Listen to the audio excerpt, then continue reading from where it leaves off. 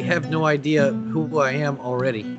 Exactly. Perfect. I love it. So All right. we're gonna start from there. We're gonna start with sort of. All right. Well, let's get started. All right, we're gonna hit record, man. We're gonna jump into it like we usually do. I'm gonna welcome you to another episode of the Bladeology podcast. We're here this week with the usual suspects, and we have a special guest, Rob Carter, on with us this week, and we're gonna talk to him, and we're gonna get his backstory and all the gory details that everyone's been clamoring to hear. I'm Jeremiah Burbank with PBK Vegas. Nick Chuperin of NCC Knives. I'm Hamish Malaise of Ice and Blade Works. I'm Robert Carter of Robert Carter Knives. Awesome. All right, so let's do this. Rob, start us off. Where'd you come from? How'd you get into this mess of this knife making? All right. Well, I started out at a pretty young age. My dad built a small shop behind our house, and he had always been a knife maker as well. He learned from his grandfather, Melvin Pardue, in Alabama, and then took a job in a construction company and actually moved to Texas, and that's where he met my mother. So I am a step kid to Joe Pardue, which is Joe Pardue, the knife maker, and his dad is Melvin Pardue. And that answers the question why everyone always asks why his last name is not Pardue. Yeah, so my last name is Carter because I'm a step kid. I gotcha. Child. All right. Yeah, but still from lineage. That's pretty cool. Yeah, I had some of the greatest teachers on the planet to teach me how to make knives. Yeah. And I went to, I want to say it was July 11th through the 15th of 2006 or something like that. I saw it on my Facebook page in my memories. And I went to Melvin's shop in Alabama, and I learned from him how to make a folder. What makes them tick and all that good stuff. But it started much earlier than that. Whenever I was 6 to 7 years old, I started working in the shop with my dad, Joe Pardue, cutting out blanks and drilling holes and, just doing the grunt work, cleaning up, cutting out blades and helping them heat treat stuff. And I was the hammer or the forge, so to say, whenever we were forging stuff. The press. I used to hammer everything out because, my dad's old, so he was lazy. So he would take me, 8, 10, 12 years old, all the way up until I was old enough to drive. I was the hammer. And he would pull the billet out of the forge and put it on the anvil, and he'd tell me to start smacking it, and I would just have to hit in the same spot over and over and over, and let him move the billet back and forth. Rob was Joe's power hammer. So. Yeah, I was the power. I was the small power hammer. Yeah. That seems like some tough, heavy work. Yeah, that's probably where the guns came from. I don't know. I was just about to say that. Yeah, swinging that hammer all day long. I did that a lot, all summer long, all winter long, because my dad. He took on a whole bunch of orders from A.G. Russell at one point in time, and he was making 9.5 folders a week. Oh wow! These were high-end gentlemen's folders, and yeah, he had it down to a science. Like he could literally wake up 5, 6 o'clock in the morning, and I'd be out there with him, with cutting out liners, drilling holes, profiling everything, getting all of his blanks and everything profiled for him, and then he would just take off and start grinding and heat treating and doing everything that he. Next thing you know, he's a knife and a half per day. So he had like a standing order with A.G. Russell. Yes, he had a whole bunch of orders that came in whenever he was featured in the A.G. Russell catalog. That's crazy. And he had one knife in particular that he probably made, I don't know, 3,000 or 4,000 of that knife. Damn! Wow. Full custom. Full custom. Over a couple of years. Yep. Wow. All carbon Damascus and Damascus bolsters, pearl, mammoth ivory, mammoth tooth, all fancy stuff. So you've been at this pretty much since day one, essentially. Like you've been in and around the the knife making process for pretty much as long as you can remember. Yeah. It's definitely been a wild ride, but I got old enough to drive, and I didn't come back to knife making until I was in my late 20s. Because I got old enough to drive. Of course, we're all teenagers and stuff. We all chase the women and find girlfriends and go places or whatever. But 18 years old, I started working offshore. Did that for a while, became a captain, and was an engineer for a little bit, became a captain. Was a captain for 14 years until the industry kind of bottomed out, and I had to come. I was already back into knife making, but it was not a full-time thing. It was just kind of as a hobby maker. But whenever my job started tanking and I couldn't I couldn't afford to go travel back and forth to work, and then the job itself, they could not afford groceries for the crew members per week. Like, we would go grocery shopping for the vessel, and the grocery store that we would show up to would decline us right off the bat. As soon as we would tell them what company we worked for, they would tell us, "Oh, you can't shop here. Your company has like a $300,000 outstanding bill that they need to pay before you can shop here." So they wouldn't even let you guys buy groceries? Just like personal stuff? Nope. Well, yeah, they would let us buy groceries, but okay. I'm at work. I'm not about to pull out my credit card and spend, $1,500 for groceries for the boat. Especially if they can't afford it, I know I'm not going to get reimbursed. Right, that's true. Yeah, that's true. Yeah, once that started happening, then I started making all the necessary moves and getting my company started and everything, and getting it officially started. And then I made the move to full-time knife maker. So you were out at 18. You did the ship captain for a bit, and then what year were you back into knife making full swing? I'm gonna say 2006, 2007. Okay, wow. So you just jumped right back in. How was the transition? It wasn't too bad. I bought a grinder, bought all the necessary equipment over a couple of hitches back and forth from work, because that stuff's expensive. Well, you didn't say, so he wasn't full-time then. He was still working on the boat. Yeah, I was still working on the boat, and as I was still working on, offshore on the vessels, I was purchasing equipment. Okay, all right. So whenever I finally made the transition, it wasn't a huge step. It was just, instead of going to work for 2 weeks, 3 weeks, or 5 weeks at a time, I would just get up and go out in the shop and make stuff. Okay. It was essentially, because when I met him, he was still working the cruise ship. I mean, not cruise ship. He was still running the vessel, so he would essentially be gone offshore for 2, 3, 4 weeks at a time. But then he'd have 2 weeks back at the house. And during that time, he'd work. Like, I remember the first time I went over there, he used to make my ass wake up at 5 in the morning because that's when he was used to those hours. Yeah, my ass wasn't. Next time I come by, he was already full time, and he was waking up at noon in my hours. I was like, "Oh, I'm like ready." I was like prepping the week before. I'm like, "Okay, I gotta fly down. I gotta start going to bed. Waking up at 5. I'm just gonna prep." I pull up. Man. He's like, "I'm like, when are we waking up?" He's like, "Oh, like 1, 12." I'm like, "The fuck." Yeah, at one point in time, whenever I was time limited at the house, I would wake up at 4 o'clock in the morning every morning. And there was no way around it. I just woke up at 4 o'clock in the morning, and and I worked from 4 o'clock in the morning until 4 o'clock, 5 o'clock in the afternoon, and that was it. Then I would go to bed at 8 o'clock. Yeah, and the people who aren't familiar with South Texas, in Roberts area, when you wake up at 4 o'clock in the morning, everything is covered in a 1/4-inch layer of dew. Like everything. Yes, everything is wet and moist. Yeah.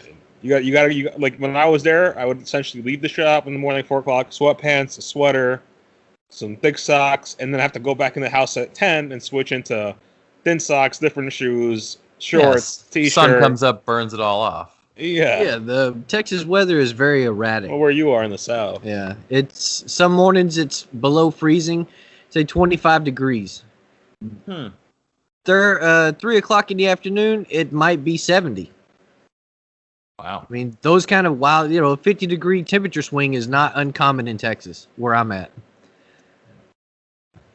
So completely erratic, unpredictable, just back and forth. Wait 5 minutes and the weather will change.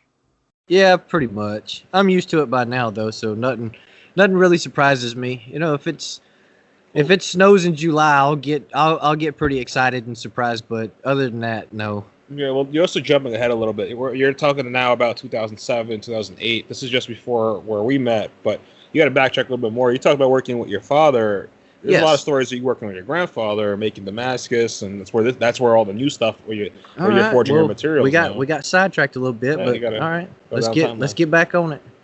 All right, 2000. I want to say 2011, somewhere in there. I went back to my grandfather's house in Alabama, and I stayed a weekend over there, another weekend, and we made a bunch of carbon Damascus, and I just hung out with my granddad and.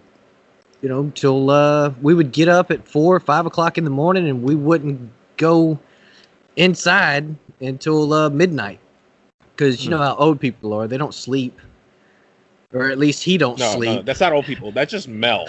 He doesn't sleep. Mel's one of the most badass 70-year-old dudes I've ever met. He's in his late 70s, but in the 70s. Yeah, I remember just before I went over there, Melvin called me and he's like, "You'll never guess what I did." So, of course, I asked him, "Well, what did you do?" He said, "Well, I had to get a burr off of a fixed blade I was making, but it was almost finished. And as he was getting this, he was putting a chamfer on this hole that was in it for the handle. And whenever he did, the chamfer caught and it helicoptered the blade. This blade had an edge on it. He wasn't able to jerk his hand fast enough back, and it cut the end of his pinky finger off. Oh man. Yeah, like it cut it completely off, and it was rolling around on the ground. Whew. So he picked it up. He tells me that he picked it up and he rinsed it off in his dip bucket. His grinder bucket. That's clean. And, and then took it to the bathroom and washed it off a little bit more and washed his finger off. Coated it with super glue and stuck it back on. I mean, that's logical. That's how you get things to stick. You use super glue. I mean, that's not logical at all. No, but he's not talking about the most important, funniest part of that story. That's just Melvin, though. No, so you missed the most important part of the story. So Melvin goes, he's like, when I super glue it back on, super glue heats up super hot while curing. So while it was curing, it heated up so hot, he passed out from the pain, and when he came to, it was just attached. Yep. And then he went to the doctor across the street, which he should have done in the beginning because he was only across the street. Yeah. And the doctor said, well, the hospital wouldn't do any better. Here's some antibiotics. So then when I see Melvin, he tells me the full story and the parts Robert misses out. And then he shows me his finger, and like you could tell, it's like a couple degrees off. It's like the knuckle doesn't line up perfectly. Yeah, but it worked. Does it work? It's on. Well, then he did the right thing. The finger doesn't bend past the knuckle. It just whatever. There. But he goes like a year ago, he started gaining feeling. This has been like 10 years. He's like, a year ago, I start to feel like things if I poke it. Yeah. And the way he says it too. I feel things. Yeah, he says it like it's like, that's no big deal. Yeah, I feel things. He's touching the end of his finger. Yeah, sometimes I feel things. All right. But that's not what I meant. So I meant like back the day when you were working with Mel, like when you were making the Mocha and all that stuff back in the day when you were younger. Yeah, that was as a teenager, like 13, 14 years old. We used to travel over there from mid-December, like the 14th or 15th, whatever weekend was around there. We would take off, the entire family, me, my sister, my mom, my dad. We would take off and travel over to Melvin's house, and we would stay there for a couple of weeks. And the entire time I was there, I was the hammer. Like, we would forge material all day and all night, and that's all I did for 2 weeks was hammer out material. Now I know Melvin has like a vacation, 100-ton press and shit. Like, when did he get all that stuff? Or he just had it? He just wanted you to hammer shit. No. Melvin used to teach Hill in another college. He actually taught a class for 20-something years. A forging class? He's an engineer on how to build a folding knife. Okay. In Alabama, and then I want to say he went to Portland, Oregon, and taught there. And he lived there for a couple of months out of the year and taught a class. Like a bunch of people from Portland, Oregon would come in and pay for the class or whatever, and he would teach them. And after a couple of weeks, everyone that would join the class would leave with a finished folding knife. Now, this is during or prior to working at Benchmade? This is during. Okay, yeah, this is Portland, it's during. And yeah, he taught Tanner Hill in Alabama and several different colleges in Alabama and also Portland, Oregon. He came over to Texarkana and taught over there for a bit. And yeah, for 20-something years consistently, he taught a class on how to build folding knives. So at this point, I wanna just clarify for everybody that if you're not at all familiar with the name Mel Pardue, you probably aren't paying enough attention. But history in this industry lasts a very short amount of time. But Mel Pardue holds. I don't know, Rob. Tell us about the patents and where we can find his name, because I know you can find it all over Benchmade product, which we'll get into later. But I certainly remember around 2010 when I started getting to this full time with my brother. I remember seeing his name and his face like on self-branded autos that we used to carry. Yes. Yes. Way back, and I think that was probably just about maybe 2010 to 2013 might have been the end of that phase. But I mean, the name Mel Pardue holds a huge gravitas in the community because of the things he's done. Oh yeah, absolutely. He developed several different types of coil spring automatics and several different types of leaf spring mechanisms, like the rocker bar automatic, the single piece mechanism. A lot of times, like it's not something that a lot of people can do, but whenever they do it, they'll have a press fit dowel pin in their mechanism, which is it goes into it's horizontal in the lever. It's a lever, and as you push on one end, of course the other end picks up because it's on a pivot. Right. Well, a lot of people use a dowel pin. Well, Melvin developed a process to use a solid piece, and he actually was able to patent that. So that plus several other mechanisms for leaf spring automatics. And then, out of nowhere, he came up with this assisted opening mechanism. And he also got the patent on that, which is now owned by my dad and is currently used by Ontario Knife Company. All their assisted openers have that mechanism in them. I believe in the Utilitac line. Mm-hmm. Yeah, that was Joe's line. Remember? Yes, the Utilitac line, and it's also I want to say that they've made them in their rat line, and there's no assisted rats, from what I remember. Oh yeah, there are. They're just at my house. Yeah, like it was like a production. Yeah. Oh yeah, I'm not sure if they opened it up for full production, but yeah, I have a couple of them. They're nice.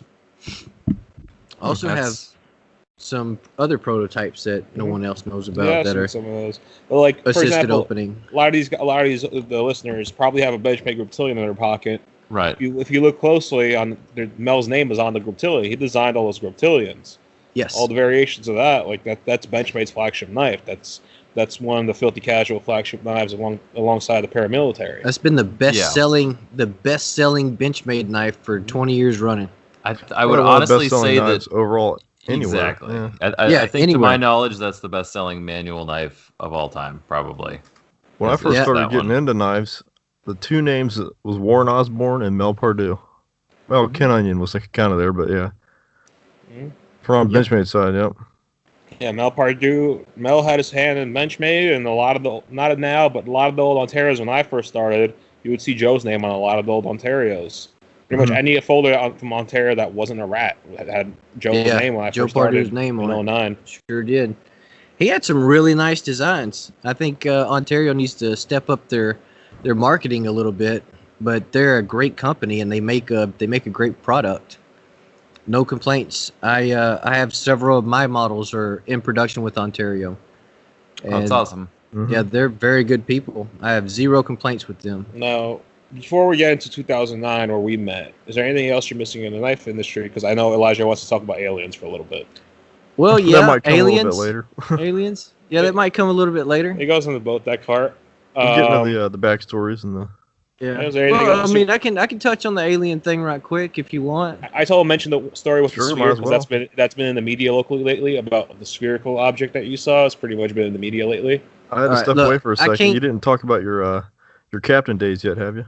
No, not we yet. briefed it. We briefed it. Okay. Yeah. We briefed it. We gotta get into that. It's not super important or exciting, but yeah, we can Oh, talk it's about definitely it. exciting. We could do a whole podcast on just the stories. Oh my God, we could, we could. But yeah, I'll tell you a quick story. It was slick, calm, beautiful, clear night. I had just come out of freshwater bayou, or freshwater channel, which is not much of a channel. And we got out to the sea buoy, and I set my coordinates, plotted everything out on my chart, set my coordinates, and I got in the chair and I'm steering the vessel. You know, we had a nice cross current going, so I was looking for something on the horizon. And I might add that this is at midnight or just after midnight. I was looking for a platform or a rig or a star. I was looking for something out on the horizon to point at that was several, either right on my course line or maybe a degree or two off of my course line, because I had 180 something miles to go. And we were headed at 182 degrees, which is 2 degrees off of due south. So you were trying to use something to navigate off of. Yeah. So I was looking for a landmark to navigate off of. Well, I just so happened to look up in the sky, and I seen what I thought was just a star. It was kind of big, but you know, I didn't pay it no attention. It wasn't that much larger than the rest of the stars that were around it. So I'm just going, you know, traveling on, and I pass up some platforms. Me and my deckhand engineer that was up hanging in the wheelhouse with me were, you know, just talking and bullshitting, doing our normal thing. And I look up and I'm off course like 40 degrees, but I'm still following the same star. Because, I mean, it had gotten a little bit larger, but it still wasn't a thing of concern. I was just following that course. And where I was, I had to navigate around a shoal, which is a pretty shallow spot, and our draft was running about 11 feet, so I had to pay attention and be on top of where I was. So I quickly jumped up, got my position, and checked on the chart where I was to make sure I wasn't going to run aground. Everything looked good. I wasn't that far off, but I was off course by 40-something degrees. So I steered the vessel back on course, and I was watching this star. I was wondering why in the hell it had moved so much so quickly. Well, it started getting a little bigger and a little bigger, but it stayed right where it was in the window for a bit. And I would say it gained, you know, from where I was sitting, it was at the very top of the window in the wheelhouse. Mm-hmm. And it had grown to about the size of a dime in the window. And then it started to come back to my course line, like it was over on the east side of me, and it started to travel back west. So as it's traveling east, it's coming back to south, and then it traveled past south and started going to west a little bit and stopped. So everyone gets on the radio and like, man, do y'all see this big ass thing in the sky over here, over Vermilion area? And a couple of guys get on the radio and there's like, I see it, but I'm not gonna say I see it. You know, bunch of old coon asses and rednecks bullshitting about it, thinking it's Yeah. some airplane or a helicopter. But it was clearly not a star. Whatever this thing was, is it had been lingering on for a few hours, and I had been following it for like 20-something miles. Shit. So it stopped, and whenever it stopped, it shot across the sky. It was just a flash, went across the sky. Wow. I don't know what it was. I don't know if it was a shooting star or maybe it was something high up in the atmosphere and the sun was still hitting it. You know, I mean, it could have been anything. Or it could have been a UFO. I have no idea. Could have been aliens. Probably a weather balloon. Yeah. I mean, most people would say, oh, it was a weather balloon. Certainly not a shooting star, because shooting stars could have been, don't stop. I don't know what it was, man. Yeah. It I'll put it to you this way. It was so different and out of the norm. that my deckhand was kind of having some anxiety problems. Wow. Yeah, it's a pretty unnerving sight. Yeah, I've seen something like that. Yeah. It was definitely unnerving, and it was nerve-wracking because my mind was running every scenario I could possibly come up with to write it off, to not accept what it could be. You try to immediately rationalize what you're saying. Yes, I was rationalizing and just I had basically just wrote it off. Oh, that's a shooting star, whatever. And I started looking back on the horizon. I quit watching it, and then all of a sudden I look up and it stops. Yeah, I mean that's. So how far offshore were you? I was maybe 22, 24. Quit, Nick. Fucking dick. Cut it out. Cut it out. I was 22, 24 miles offshore. I mean, that's pretty close, though. I mean, it's not substantial. I've been out there. I've been several hundred miles offshore. Oh, okay, all right. Yeah. On a clear night, you can still see the dock and shit from like the lights from the dock on the horizon. You can still see all that. Huh. All right. So, also as a point of reference, you're not fishing out there. You're working on rigs. No, definitely not fishing. What I did was I transported personnel, groceries, any type of wireline or explosive equipment, demolition equipment, all kinds of different chemicals and diesel fuel, like methanol, ethanol, corrosion inhibitor, JP5, jet fuel. If it was able to be carried offshore, that's what we transported. And I would bring that out to the production platforms all over the Gulf of Mexico. Wow. So, I mean, you were on the vessel what percentage of the time for those years you were doing it? You were out there, what, full time? Yes, full time. And our hitches were, most of the time was 35 and 7 is what I worked, like 35 days on and then 7 days off. Jesus. All right. Because that was towards the end. That's what I was working because they had cut our pay back so bad that I couldn't afford to work 14 and 14. Time. Yeah. Wow. That's messed up. Yeah, we had like a 40% pay cut. Government stuff. When you're spending that much time on the water, I mean, I know we've all had this conversation with you, but this is only one of the particular strange occasions you've had because you've spent so much time on the water. You have a few of these stories, if I remember correctly. Oh, definitely. I have several strange stories. Like one night, I seen something come out of the water and shoot up into the sky. That was a little weird. Could have been a submarine doing a exercise or something. I have no idea. I'm pretty sure subs don't come out of the water. Well, but they might have been shooting off. Yeah, they could have been launching some weird military doing a test or something. I don't know what the hell that was. Huh. Something come running up out of the water and just shot up into the sky. Went straight up. There was no curve to it, no radius. It just went straight up. I don't know what it was. Man. And there was like maybe 5 witnesses on that. So you might think I'm crazy, but 5 other people seen it. So here's a sideways one. So when you left the shop, you were 18. You were like, all right, I'm getting the hell out of here. I mean, was there something that drew you to doing this work? Like you were like, I don't want to be in the shop with my dad, whatever, making knives, whatever. Did you stumble upon this? Is this like a local, like, a lot of people in the area do this, or? Didn't you mention before you wanted to join the Air Force, right? And yes. Something with that. Yes.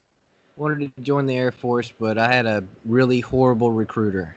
And we couldn't see eye to eye, so I told him to basically, go fuck himself. But I would have loved to have gone. It's kind of what I wanted to do, but that fell through. Yeah. Getting back to the offshore thing, I did not want to follow my dad's footsteps because I knew that being Mel Pardue and Joe Pardue's son and grandson, I would forever be in their shadow. because at that point in time they were super mega superstars in the knife making world. Yeah. So I just did not. Understand that. I did not want to follow in their footsteps because I knew not only would I be in their shadow, but I was a rebellious kid. And I just did not want to do what my dad did, and I didn't want to do what my grandfather did. Although I loved doing that stuff, I just wanted to find my own way. Right. And I had an uncle, my Uncle Terry, which is my mother's brother. He was a offshore captain as well, but he ran survey vessels and stuff in Guam and Saipan, Hawaii. And he worked over there for a long time, and then whenever he came back, which was right around the time I was about 18 years old, he was looking for a job working offshore in the Gulf of Mexico, and I figured, what the hell, I'll see if I can't find a job too, because I was only making about $800 a month at the job that I was at. So sort of a nothing to lose scenario. Why the hell not? Yeah, why the hell not? Try it, right? Let's go. My fucking Air Force thing fell through. Nothing else was working out. The job that I was at was dead end. There was no chance of a promotion there. So yeah, I mean, it was a win-win situation for me to go try. Mm-hmm. So I did, and actually found out that I was pretty good at tracing pipes and doing a lot of other stuff that you do as an engineer on a vessel. I mean, that's a far out way to go from one end of the spectrum to something completely like offshore, has nothing to do with knife making, as far as I can tell, and then back into knife making to eventually follow that path that you were sort of trying to get away from. Yeah, it is, but I'm a weird guy, so it fits. I mean, that's true. No, that's true. You did like the vessel, though, right? You liked going out there, or was it just... yeah. At the end, I didn't, but yes, all the way up until about 2010 or so, 2012. Yeah. I loved what I did, and I was good at it. Not only was I good at it, but I also took a lot of pride in my ability to operate a vessel. Yeah. Say like the vessel that I was running, was 205 foot long. Or 180 foot long, or even a smaller vessel was 135, like a mini supply. And I could run any of them. And also, I figured out that I was really good at manipulating the vessel in heavy seas, like 20-foot seas, 30-foot seas, or high winds, or whatever it might be. Whatever the challenge was for that day, I took it head on and basically kicked its fucking ass. And I made that shit look good. Because that's what I did. Is there a name for the vessel? I'm trying to put in my mind. Sure, you're saying right? 100-foot vessel. I'm thinking like the only thing I can think of is like a Boston whaler or like a trawler. Like I know what that looks like. No. Like, the vessels I was running, they're pretty big. You could probably put, say, like the deadliest catch boats. Those boats are like 100 foot long. Okay. So you could probably, like the vessel, the Gulf Hope that I was running, and the Gulf Angel that I was running whenever I finally retired, you could have put the deadliest catch vessels, you could have put them on the back deck of the boat I was running. Oh shit, so these are these are large. Yeah, there was 6 engines, K60 main engines, just... Yeah, they were big, they were fast, they were light. I was running crew utility vessel, is what they called it. Okay. So this vessel had on the main deck, this vessel would have 100 or 150 or 160 seats. And we would come to the dock, and there would be an entire crew change for a jack-up rig or a drilling rig or whatever it might be. There would be an entire crew change waiting on us there. So we would pick up 150 people, and we might have to go, we might have to make a 1,000-mile trip offshore. Okay. And drop off and pick up people for a solid 2 or 3 weeks. And that's what it did. And they would load us up with groceries and whatever the rig that we needed. to go to, whatever they needed, they loaded it on us, and we would take it offshore, along with the personnel. Yeah. Before we move on a little bit, you want to throw in some more stories, maybe about the maybe some helicopter stuff and some molten aluminum. Yeah, I could definitely do that. I'm sure people will be interested. Yeah, the molten aluminum is a pretty good one. We had just sat down to eat. It was noon. Everyone was up. I actually had my brother-in-law was working with me, and we had just sat down to eat. We had this coon ass named Lionel, which this guy Louisiana. was. If you're not familiar, that's for somebody he from was Louisiana. so full of shit, but he was a good worker, good dude. He just, he was just full of shit. So we had all sat down, and Lionel had cooked us a big coon-ass meal, big Cajun dinner. So we're all sitting there, and we're eating and stuff, and all of a sudden the generator starts bogging down in the engine room. Mm-hmm.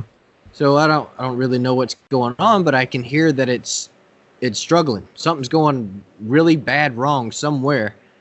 So I open up the engine room door, and right there, as you go down the stairs, right above the stairs where the stacks go, for the main engines, the exhaust goes right up the stairs right there.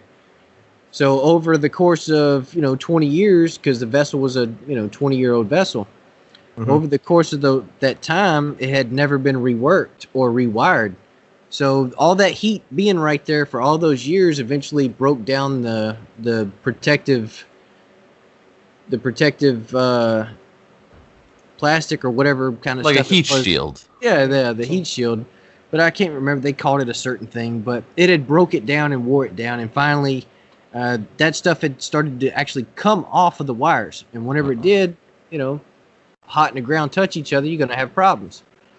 Yeah. So, yeah, some arcs and sparks happened, and I opened up the door, and it was just completely, like, there was green and blue flames shooting everywhere. It was crazy. It was chaos. Uh-huh.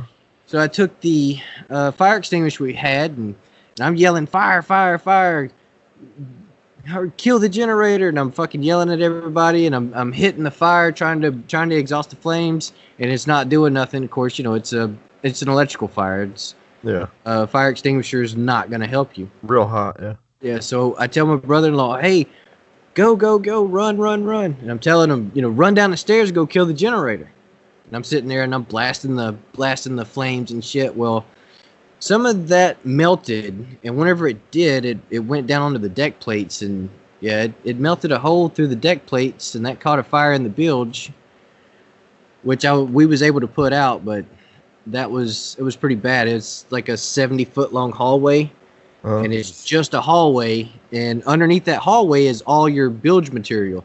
Like whenever you change your fuel filters, you have diesel that leaks into the bilge. Whenever your motors are running, the main engines are running, all the oil leaks and all that all goes into the bilge. Oh man. And then all your waiting to catch on fire. Yeah, and all your stuffing boxes and stuff, they're all leaking. All that goes into the bilge. And we have to come to the dock and get that stuff pumped off every couple of weeks. Well, we just so happened to not go get it pumped off. Oh, man. And, yeah, whenever that aluminum melted and was flaming and dropped down on that oil and diesel fuel in the bilge, it caught fire. So there we were, picking up deck plates and trying to push the fire all the way to the back of the hallway because it had already gotten about halfway down. So I was fighting it, trying to push it, trying to skim it off the top and push it back to the end of the hallway. That way it would, put itself out. It wouldn't have any more room. Well, we ran out of fire extinguishers. And so I got a bottle of Dawn dish soap and a water hose and started trying to put a layer of suds on the top of the oil and the diesel fuel. And that actually worked. Like your firefighting foam or chemical foam that we'd have on the vessel. Well, we had some, but it was upstairs, and it was too far to go. It was gonna be a little bit late if I would have had to stop doing what I was doing and stop fighting the fire that I was fighting, run up there and go get that, set up the nozzle, set up all, do all the setup and shit. It would have been too late. We would have completely lost control of this fire and lost the vessel. I mean, there was no way around it. I had to stay down there. I had to come up with something quick. So I found a full bottle of a large bottle of Dawn dish soap, water hose, and what I did is I basically just took the water hose and was leaking the Dawn dish soap into the stream, was spraying that on the wall right next to where the fire was, and it put a layer of suds over the oil and the fuel, and that put the fire out. Saved the fucking day. Wow. Nicely done. Thanks to Dawn dish soap. Well, I've had a lot of training. Bladeology sponsored by Dawn Dish Soap. Yeah, I wish. Yeah. So I mean that's a pretty that nerve-wracking experience. I mean, I don't think quite anything in knife making comes down to that. I mean, that's I've had extensive firefighting training though, inside of a vessel, inside of a bilge, on the back deck, chemical fires. I've had pretty extensive training doing that. You know, CPR, firefighting, Hewitt training, which is being stuck in a helicopter underneath the water, or being rolled over in a helicopter. Happens all the time. Yeah, I've had extensive time in the water, being flipped upside down multiple times, and then having to get out of a fake fuselage of a chopper. And then I've had to do it in real life a few times as well. Yeah, speaking about that, maybe we could touch on one of them stories, and then we could start moving on to. All right, yeah. Nice stuff. I was working for, I think it was Chevron at the time. This was right after Hurricane Katrina. And we were crew changing by helicopter. The vessel that I was running was on station at the platform, and they were babysitting a platform, making sure it didn't fall over during the middle of the night. Like, we were doing every 6 hours we would have to call this phone number. We had a special satellite phone on the boat. We would have to call this phone number and let them know that the platform was still standing. And that was the job that we were doing. Well, that boat could not leave that station. So they were crew changing us by chopper, which I think it was a PHI chopper. I got on the chopper in Abbeville, Louisiana, and we took off. And the company guy and several other company guys wanted us to land at a certain location to drop off some people and then pick up some people. No problem. Just standard routine stuff, you know.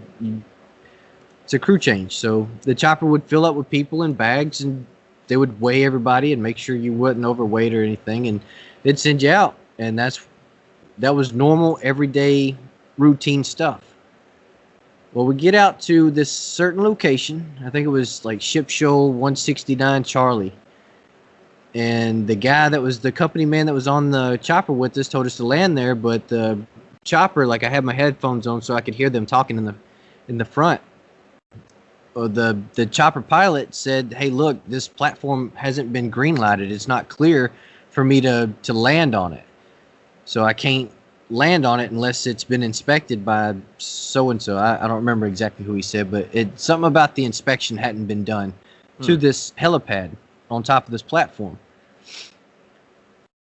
So the company guy gets kind of bent out of shape about this and was telling the chopper pilot, "Look, you're going to fucking land down there, or, you know, I'm going to have your job," and blah, blah, blah.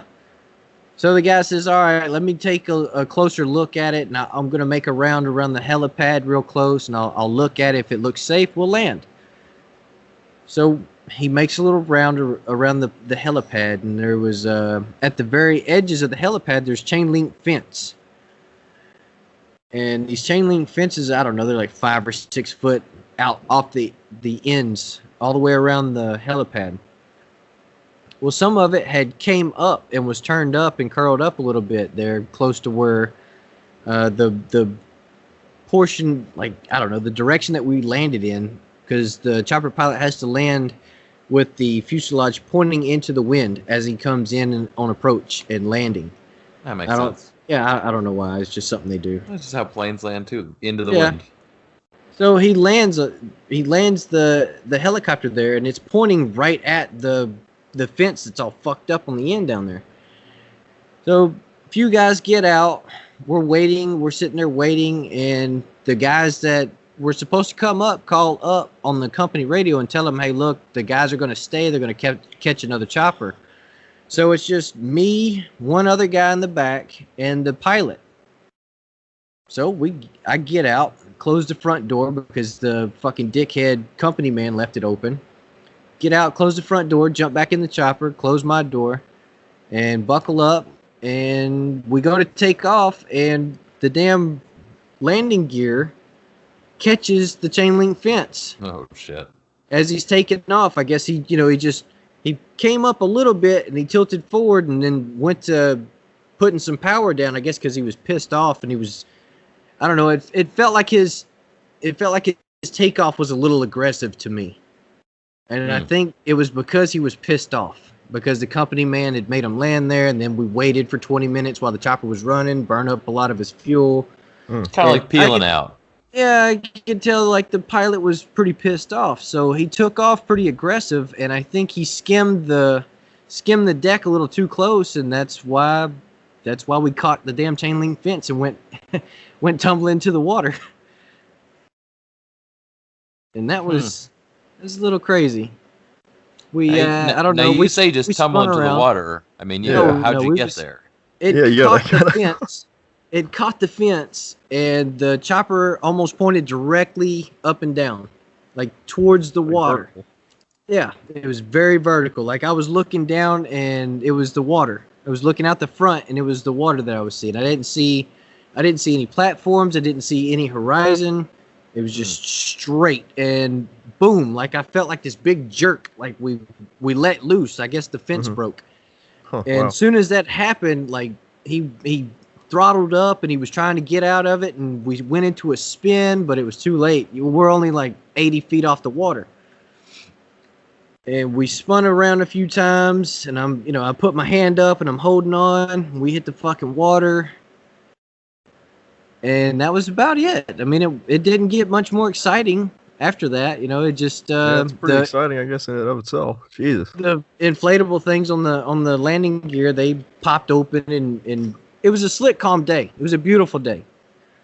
Beautiful day for a helicopter crash. Yeah. So we're just we're floating around out in the Gulf on a helicopter, and then the vessel that I was going to had to travel from ship show 182 Charlie to 169 Charlie to come drag the chopper on, like hook a damn line to it and drag it all the way to 182 Charlie. And a crane picked it up out of the water, set it on the back deck, and of course I got off the chopper then, and then I was crew changed. I was on the vessel.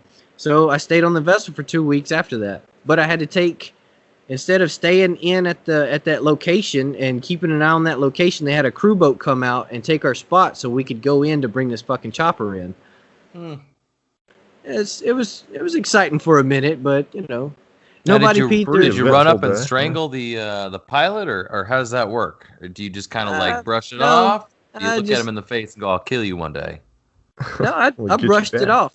I mean, to me, it wasn't something that he was used to or could have helped, because the helipad that we landed on was definitely damaged. It was not cleared for landing, right? He might have gotten a little complacent, but we were alive and I was fine. I didn't get injured. No casualties, right? Yeah, no casualties. And the other guy in the back seat with me was fine as well, a little shook up, but he was completely 100% all right. There was no injuries whatsoever on this crash. That's the best way to have it. Yeah, I suppose. So, if there was one thing, I mean, now that you're no longer doing this, and you're a knife maker, but I mean, if there was one thing that you could take from doing all this offshore work and say that was my favorite thing, and I would go back and do just that, what would that be?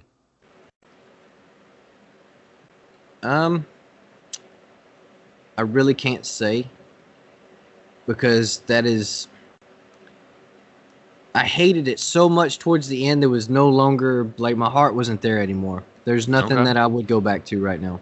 There's nothing that comes to mind that I would go back to. So you wouldn't just go drive a vessel if they were just like, hey, look, just pilot this vessel, and you would say, all right, that's fine. I like that the most. Yeah, I mean, I could do that. All right. I could do that. All right. All right. Here's what I did like. I'll take that back. I did like delivering vessels. I like traveling the Mississippi. Like I went and picked up a tugboat, or a knee boat is what they call it. It's a push boat, small vessel, a lot of horsepower. It was for pushing barges, and I went and I picked up a small vessel somewhere in Illinois. I don't remember exactly where. They flew me and then bussed me to this vessel. So I don't remember exactly where in the hell it was at. I do remember it was at Dehyco Dock, and they were on Channel 7. I remember that part. There we go. Yeah, because they got in my shit pretty hard whenever I wasn't on Channel 7. But I took that vessel, came all the way down, and delivered it to New Orleans. And yeah, I would say that was probably one of the most enjoyable trips that I had. I had a co-captain that was a bit of a drinker, and he was a really funny guy to be around. Like, he was constantly cracking me up whenever, after he'd get a few drinks in him. I didn't really know how to feel while I was sleeping. I didn't know if he was going to get too drunk or, it was a little uneasy, but he was fine. He had it under control. Just a couple of drinks here and there. But I had a good time. A lot of nice scenery, a lot of vessels passing in and out of the river, so it wasn't bad at all. I enjoyed that. All right. Other than that, nothing. I'm never going back offshore. And I mean, I think that's important. Is that like sometimes you work such a shitty ass job that pushes you to do the next thing in your life or your career or whatever it is. Is you look back at that and you go, I never want to do that again. And whatever the hell is the next thing, I'm going to do that to the best of my abilities, so I don't have to ever look back. Yeah. Well, if I get tired of knife making, I can always come up with something else. There you go. All right. So offshoring, and then I mean I gotta jump into this. I don't know where the hell in the timeline this is, but you forging. I know we can't get into some specifics about it, but did you jump into forging as soon as you got back? Is that like a recent thing? I'd say it's pretty recent. Yeah, that's a recent thing. Okay, that's ahead I've in the always timeline. forged. Yeah. Yeah. I've always forged, even as a kid and a teenager. I've always forged Damascus. That's a I think definite. you talk about the titanium Damascus. And Well, no, I mean, RobMascus. Yeah, I mean, Yeah, the Robtanium Robtanium and RobMascus. Robtanium, yeah. That but is I mean, more so recent. You've always been forging, though. Yes, I've always had a fascination with forge welding. Like, what materials can I forge weld, and why does this guy say it can't be done? And then whenever they did say it couldn't be done, I went out and did it, and I made it fucking badass. Rob, if you could, for me and the listeners, like explain forge welding, because I kind of know what it is, but I still have never really heard in depth how you heat. Diffusion bonding, I guess, is easier way to explain it. You heat up, so you clean up and stack up some contrasting alloys, like let's say CPM 154 and AEBL. These are two different steels. One is a high chromium and has a small amount of manganese in it, or manganese, or however the hell you pronounce it. And the other one has more carbon and has more manganese, or manganese, or I don't know how you pronounce it. Yeah. Mayonnaise. Mayonnaise, yeah. Rednecks just call it mayonnaise. It's got the mayonnaise smeared in it. Okay. So ABL, whenever you etch it in muriatic acid, turns dark. It turns black. CPM 154 has less manganese and less carbon and a higher vanadium and chromium content, which hinders its ability to etch in. So it stays pretty silver. Yeah. It stays exactly like you finish it. It might have some rainbowing effect to it, but it stays shiny. It stays silver. And somehow you got to figure out how to weld those two materials together. Yeah, after some research and quite a few failures, I finally figured out, and with Nick's help as well, figured out how to develop a process in forging it that would yield the most material out of each forging. Yeah, I just don't get it red hot and run it over with the truck. It should be heavy enough, and it's perfect welds. Yeah, Right. That should work, but that's not The rubber exactly. tires kind of glue gaps together. That's I knew not there was a reason to have a dually. I swear to God, I knew there was a reason. That's the point. I've got a couple of dualies. Help the glue seal it together. Better Put get the oxygen void get your environment. facts right, mister. But no, so you take these two steels, CPM 154 high chromium steel, ABL not such a high chromium steel. Well, they contrast one another, so you stack them up, a 1-2 stack. So you have CPM 154 on the bottom, you put your ABL on top of that, and then you repeat that over and over for however many layers you want. It might be 10 layers, it might be 100 layers, whatever the hell you want. You put that in your oven or in your forge, and you heat that up. And forge welding temperatures can range anywhere from 2100 degrees to 2350, depending on the steel. And some steels will not forge weld together for anything. It doesn't matter if you have a tight window of temperature or a loose window of temperature. It doesn't matter if you have the right amount of temperature or the right amount of soak time. They just will not bond. Huh. But Weird. Diffusion bonding or forge welding. Basically, you heat it up to a forging or forge welding temperature, and these two steels start exchanging carbides and basically become one. Wow. And then whenever you squish them together, they definitely become one. Seals the deal. And the more you fold, I guess the more homogeneous the mixture gets, or something. No, not really. They just kind of folding get is, closer together. That's kind of like an ancient Japan, folklore thing. You are folding it though to get that pattern, right? No, that's more of a carbon Damascus thing. That's okay, it's a carbon Damascus thing, but folding a billet is just adding the layers. As long as you're just folding it, you're just adding layers. You're not actually adding pattern. You actually have to upset those layers. That's where those presses come in, right? Yes. Yeah. Yes. I have my own. Came up with my own design pattern for my stuff. Like I call one pattern the nuts pattern, and one pattern seascape, which is basically some seashells and stuff. But wow. Design my own pattern. Those pattern, and I cut this pattern out with the end mill on a CNC. That way they are interlocking. So you have a top and a bottom, but each top and bottom are offset from one another to where they interlock. Like if you were to take your fingers and put them right next to each other, but all together. So you get all of us sued by the end of this podcast. Yeah, well, they interlock like that, and that's how you upset the pattern in the billet. See, whenever you're stamping the pattern or whenever you're forging it flat, that's all you're doing is forging it flat. There's no upset to those layers. It's all just one solid, Yeah, it's just one solid billet, and you just have straight layers going down the side of that billet. So you got to use that die that you've pre-made to smush. Yes. You take the die up the top and bottom. You stick your billet in there. Once it's down to say like half an inch thick, you stick your billet in there, and you can press that pattern directly into the billet. Say 3/16 on each side. This is a little aggressive, but you have this. Whenever you upset that amount, you have a really nice wave going down the edge of your material. And that's whenever I post pictures of my material, you'll see that it has a lot of activity in the layering.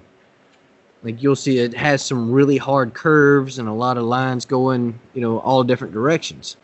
So Sanmai, is that just more complex or what? Yes, Sanmai is definitely a more complex. Because the core is left alone? Well, you still want to upset the core if you want it to be pretty. Huh. You can have that straight line bullshit all you want. I would rather have something that's not so it looks like it's dripping controlled down the sides, yeah. Yeah, I want something that's out of control. Especially if I have a handle that's going to be plain or, it has to contrast. So the more out of control it is, the better.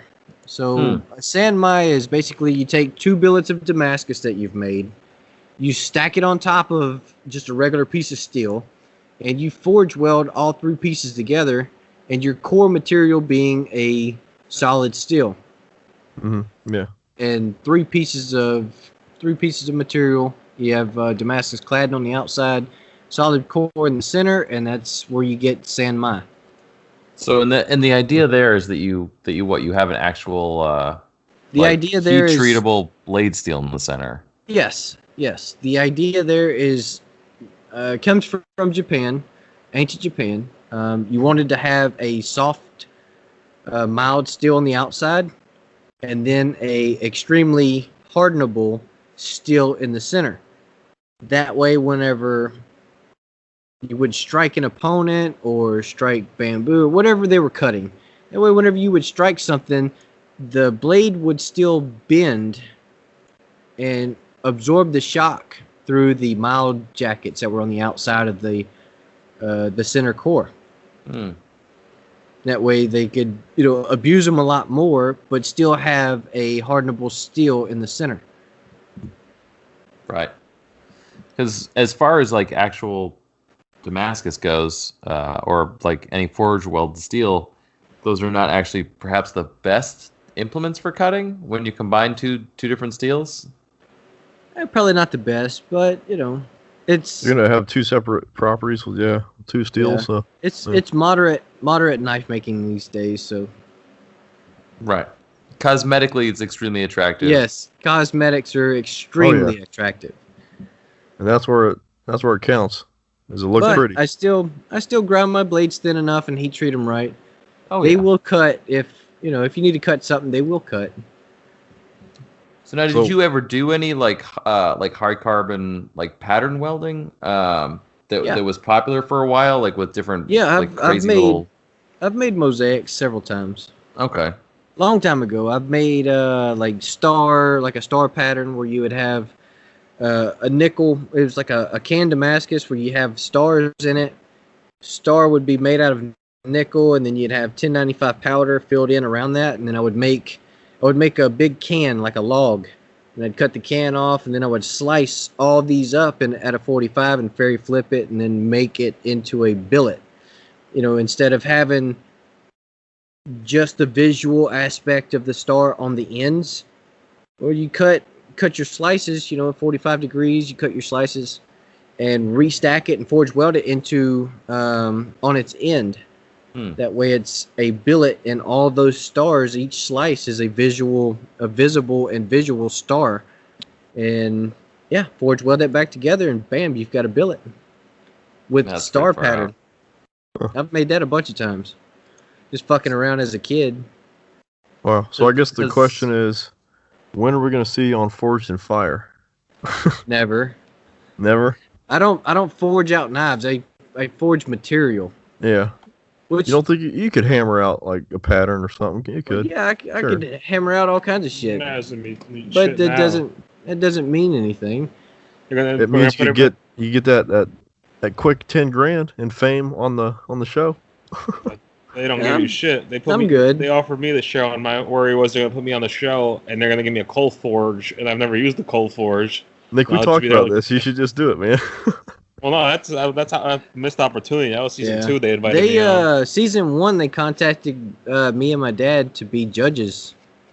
Oh man, that would have been cool. Wow. Yeah, but I was there with my dad.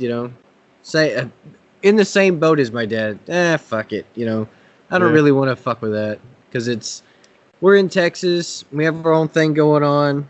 Plenty of work to fucking do. There's no reason for me to fly out to New York every week or whatever it was. Yeah, flying to New York is dumb. New York 4 years later, he comes into New York twice a year. A couple years later, I'm here in New York working and stuff. But well, what about I know you can't get into specifics, but what about the Robtanium then? So you've been forging this whole time. When did you really? Yeah, when did you start to dip your toes into messing around with titanium?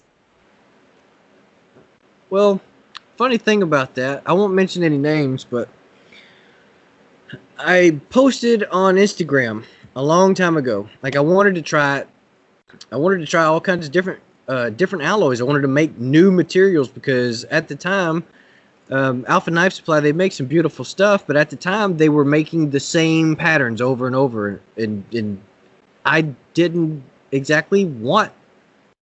I didn't want them. You know, I liked the way they looked, but I didn't really want that. I wanted some structural pattern, and I wanted the pattern to be on both sides. And at the time, I knew Chad Nichols was starting to make Moku tie, but I had heard all these bad things about it. Like there was a bunch of bad welds, a bunch of bad material. So I didn't know, you know, because he had just started doing it. So I didn't know if it was safe to buy or not. And $600 for a big billet, or for a not so big of a billet, there was a huge investment and a huge loss if, say, like the billet had bad welds or something in it. So I didn't want to go out and spend the money because, like, I was still at work and things weren't looking good. So I didn't really want to spend the money.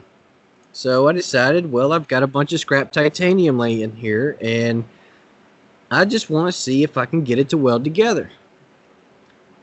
Lo and behold, after a few failures, I figured out how to forge weld titanium. But I posted online, like, I'm going to try to forge weld some titanium and copper. And I put down there at the bottom, because I was able to forge weld or diffusion bond like Mokame, 6-4 grade titanium to copper. I was able to do that. Only problem was it was such a weak bond that you couldn't bandsaw it. It had to be machined. Even the stuff that Chad makes now is the same way. So I thought I had failed. But apparently Chad's stuff is the exact same as what I did fucking like 5 years ago. So I posted on Instagram, like, hey, I'm going to try forge weld titanium and copper together. If this works, I might try to forge weld some different alloys of titanium together and make my own Damascus, or titanium Damascus. So a few guys chimed in, you know, some well-known makers, and they were like, bro, you can't do it. There's no way you'll ever be able to do it, which kind of pissed me off. So I spent several $1,000s trying to figure out how to do it, and I figured it out. And then he never did it again. I've done it plenty since then. The Zircon? Oh, no. Titanium and titanium. Like 3 different alloys. About the Zircopper. Yes, I did. I was the first guy to forge weld Zirc and copper together. Okay. Oh, come on. We need to see some more of that. Well, it was such a well, I mean, you can see it now. Chad does it. He does? Yeah. The Q-Zirc. Q-Zirc. Yeah. Oh. Yeah, he does it now, but I was the first guy. I guess that slipped past me. I didn't see that. He's the first. I was years ahead of everybody else. So I was years ahead of Rad Knives, which I got to give the man respect. He can make some beautiful material, but I was ahead of everybody. I was the first guy to do Zirc and copper, and titanium and copper has been around since, you know, way back. Like that's old. Yeah, that Q-Zirc stuff. That's technically Mokame. Yeah, it's technically Mokame. Huh. So Mokame isn't the materials involved; it's the process. Yeah. Yes, the process. The process. Like, the Q-Zirc isn't. It's not forge welded as you would say, like the titanium Damascus. It's not a true weld. It's technically brazed. You just get the copper to the point to where it's half melted, then you squeeze it together, and the copper just kind of sticks to the Zirc. I always thought that Mokame had to be copper, nickel, and No. Didn't I talk about this on the podcast? Yeah, I talked about this on the Knife Cat, the other podcast I was on. Yeah. So it's the process, not the material. It's the process. Gotcha. Like, it's like old Japanese. Yeah, like old Japanese, the gold, silver, platinum Mokame. That's still Mokame because one of the metals is just melting slightly, the lowest temperature one, and sticking everything else together like a glue. Yeah, what it is a diffusion bond.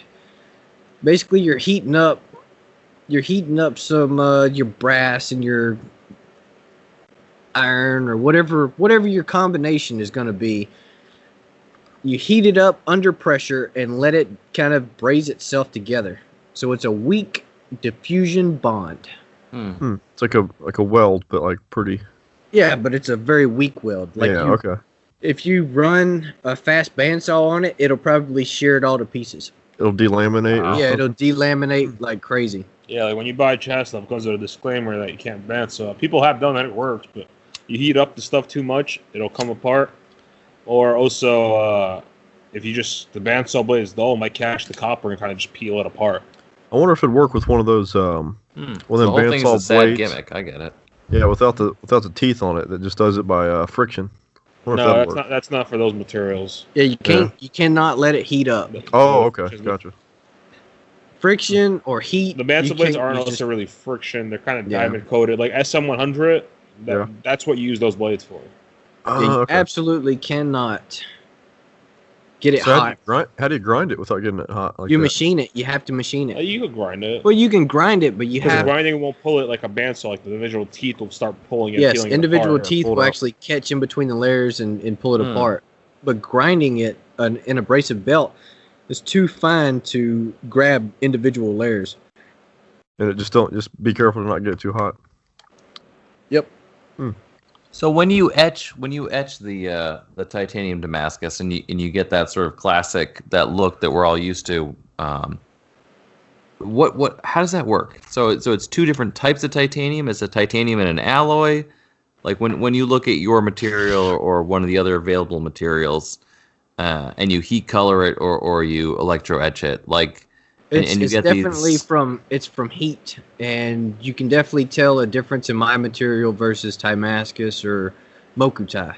Okay. Mokutai uses a really high layer count, and most of the time it's only patterned on one side. It's some good looking stuff, don't get me wrong, but it's a super high layer count, and it hides scratches very well. Like you don't have to finish it as well as Mokutai, and you certainly don't have to finish it as well as my material. Because I use a low layer count. See, Chad uses 50 layers. His base is like a 50 layer count. Alpha Knife Supply might use 60 to 70 layers. And my layer count is usually between 34 and 46. So with a And I higher use layer it- count, you're going to get a tighter pattern? Yes, a tighter pattern whenever you pattern it. I think a looser pattern kind of looks better to me. It does. It's harder to finish, but I think, well, that was the look that I was going for. I would see like Chad's stuff. It was super structured, but it was always the same. Like every billet was the same. There was no uniqueness. You know, it was not special to me. Beautiful stuff. Don't get me wrong. I've used tons of it, but so is every other knife maker. Any knife maker can go and buy that. Right. And any knife maker can make a knife with it. Same color scheme because it's the same alloys. So, you know, they can get the same colors and it can look exactly like someone else's Mokutai frame lock or someone else's Damascus frame lock. Different design, but same material. And I basically got tired of that. And I went and I made my own stuff. And I had a certain look that I wanted. So I went out and I fucking made it. Yeah, they do definitely have a certain look to them. Your Mokutai. You call it Mokutai, well, you're Robtanium, yeah.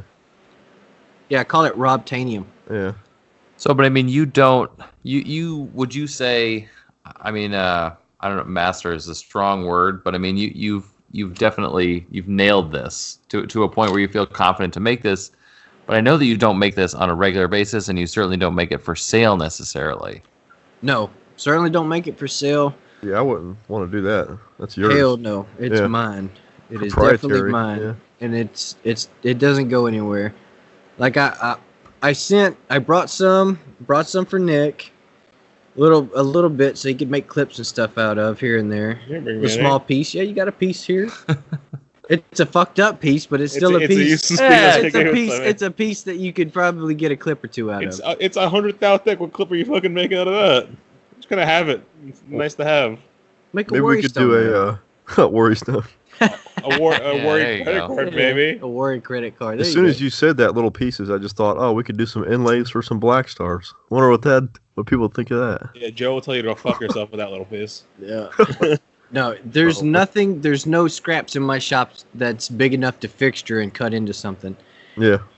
Trust me, I use every every drop of that material, I use it.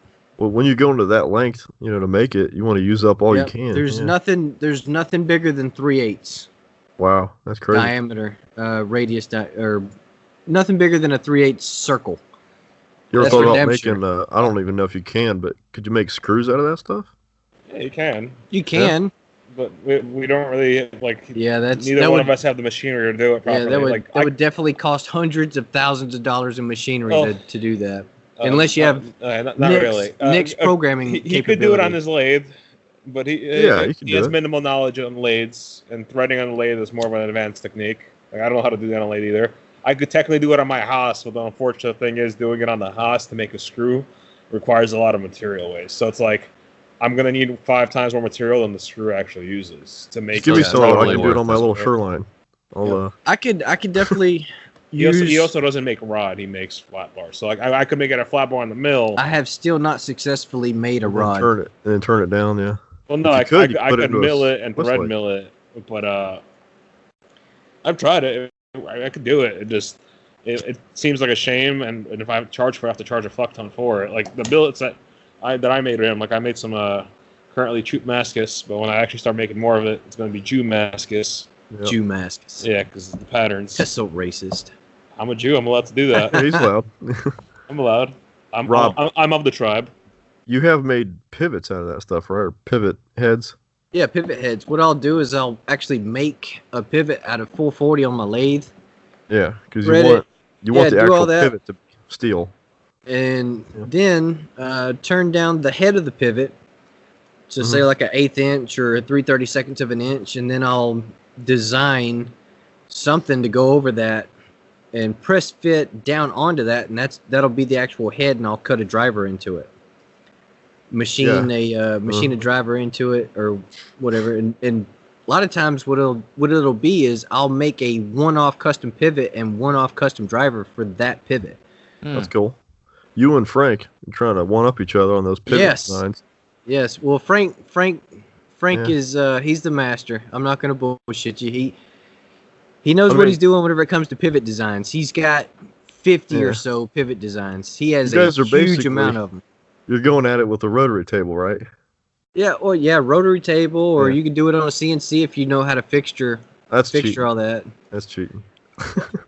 Trust me, I made a lot of them on my rotary table, or just using the DRO. But the more intricate you get, you're definitely going to need a CNC machine. You guys hear the compressor in the background? Yeah, a little bit. That's not a problem. I was about to say, without a DRO, that'd be pretty difficult. So, Rob, how many total knives do you figure you've made with just like what we would call sole authorship pieces? But I mean, how many you figure you've made the material for and finished a folding knife with just your materials? 6 or 7. Okay. 7 of them, with another 14 or so to make. Oh, so you have pending orders for the sole authorship pieces? Yep. I have to get to them, of course, but yes, I definitely have I think it's 13 or 14 sole authorship orders. Wow. Okay. And now, are these all varying models, or these are models that you are sort of on the fly? You're creating new models as you go. They're all one-offs, and the customer has a huge amount of input on what goes on it, or what options are there. The size of the knife, whatever size they want, I'll design it to their spec. But it has to be one of my signature models. It has to be an F-16 or a P-40 Warfighter. It has to be one of my designs, but I will redesign it and make it to the size that they specify. Okay. But I mean, your books aren't open. You don't take orders. These are just orders that you I only take orders on sole authorship pieces, and that book is currently full. I have a sheet of paper, and I wrote down the names until I got to the end of that piece of paper, and then I closed that as well. Wow. So how long has that been closed for? I mean, that's once I get half the page done, then I'll take the bottom half of the page. Like another 6 or 7 orders. Gotcha. And I'm not doing books or orders anymore. Okay. I think that's the way to go. What I'll do is I make what I want to make, and I contact the next guy in line that's on my order books. Whether or not they wanted that model or not, I'm still going to contact the guys that are on my books for available knives until I find one of the guys that wants it. I think that's the way to do it, man. Just do what you want. Well, what I Opens was up for more creativity. What I was doing was basically spending a week on a knife that should have only taken 2 days or 3 days. I was spending 7 days on it due to the customer having so much input that it was making it difficult to fucking make. There's no money in making one knife a week. That's only $1,000 because the guy wanted a certain grind on it, or a certain finish, or a certain backspace, or a certain material. Oh, I got to shut down his shit, order something for him, get that material in, start it over. It was a big hassle and a big pain in the ass, and it's just not the way to make money at making knives. He says this while currently he's in New York working on custom orders that we just took today. That's different, Nick. That's a collab. These are a collab, and also these have specified options. This is what you can get. There's nothing else. Well, I spent a lot of time developing out. There's enough options there that if you can't find what you want, I'm not the maker for you. And what a graceful cross dissolve into our current setup. So the time, the year Nick doesn't sell it, you don't want it. Yeah. Well, go ahead. All right. Oh. So then at some point, the year is 2010. All right. Okay. Take us back, Nick. A 14-year-old me puts a post up on USN asking questions about detents. Before the time of the Instagrams, as we say every episode. Was this before Instagram, Nick? It's definitely before Instagram. On the USN forum, Usual Suspects Network. This redneck named Robert Carter drops off his phone number and says, "Call me." And I was like, "Okay, I guess I'll call this guy." So 14-year-old me calls this older guy. As every episode, this gets awkward, and I spent about 10 hours on the phone with him talking about detents and knife making, eventually talking about life and knife making plans, because he was part time and I was learning, transitioning from the 100 fixed blades that I ground and never finished. And I was like, "Fuck this, let's make folders." I knew enough about knife making at the time to where I felt like I could have benefited someone with my knowledge.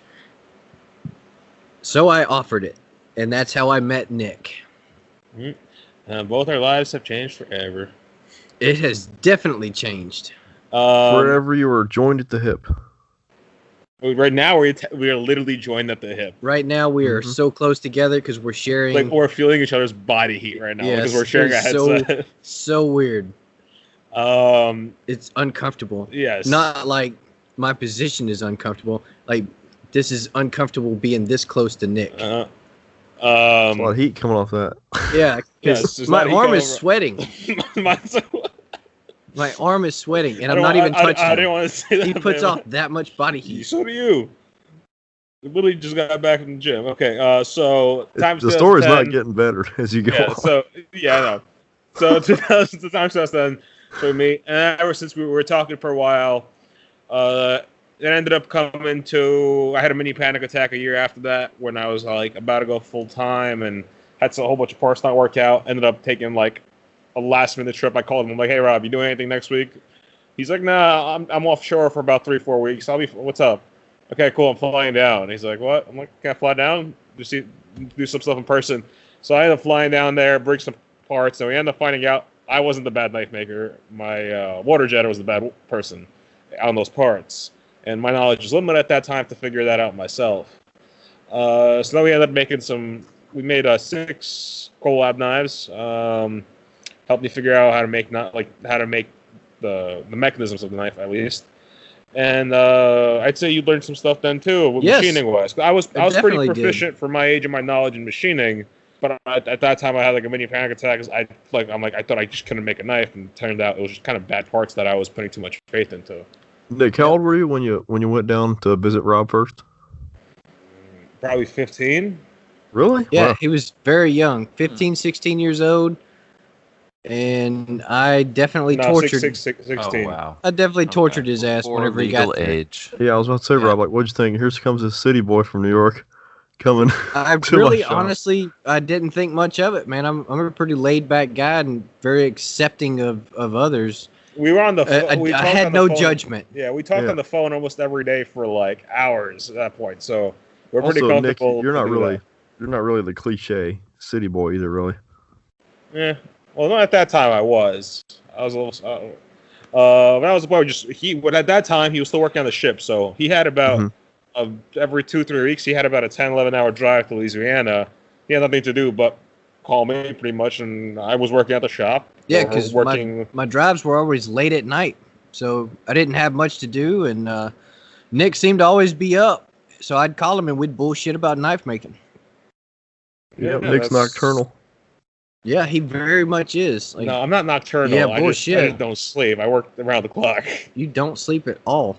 I mean, it's But 2:15 that's, right now, and we're on a podcast.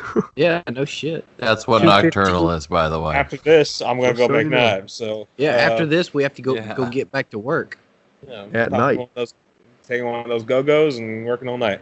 So I fly down there. We make stuff. I end up crashing his 4-wheeler, breaking that thing. Oh 'cause my he didn't god. listen to me.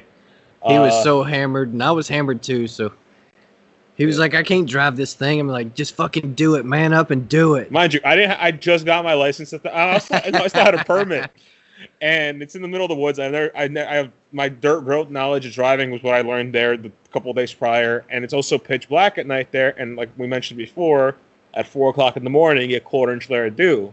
So the whole 4-wheeler was covered in dew. I couldn't see out the windshield, so I decided to poke my head off the side. And the moment I do that, the turn comes, and I just went straight up the little hill into a tree.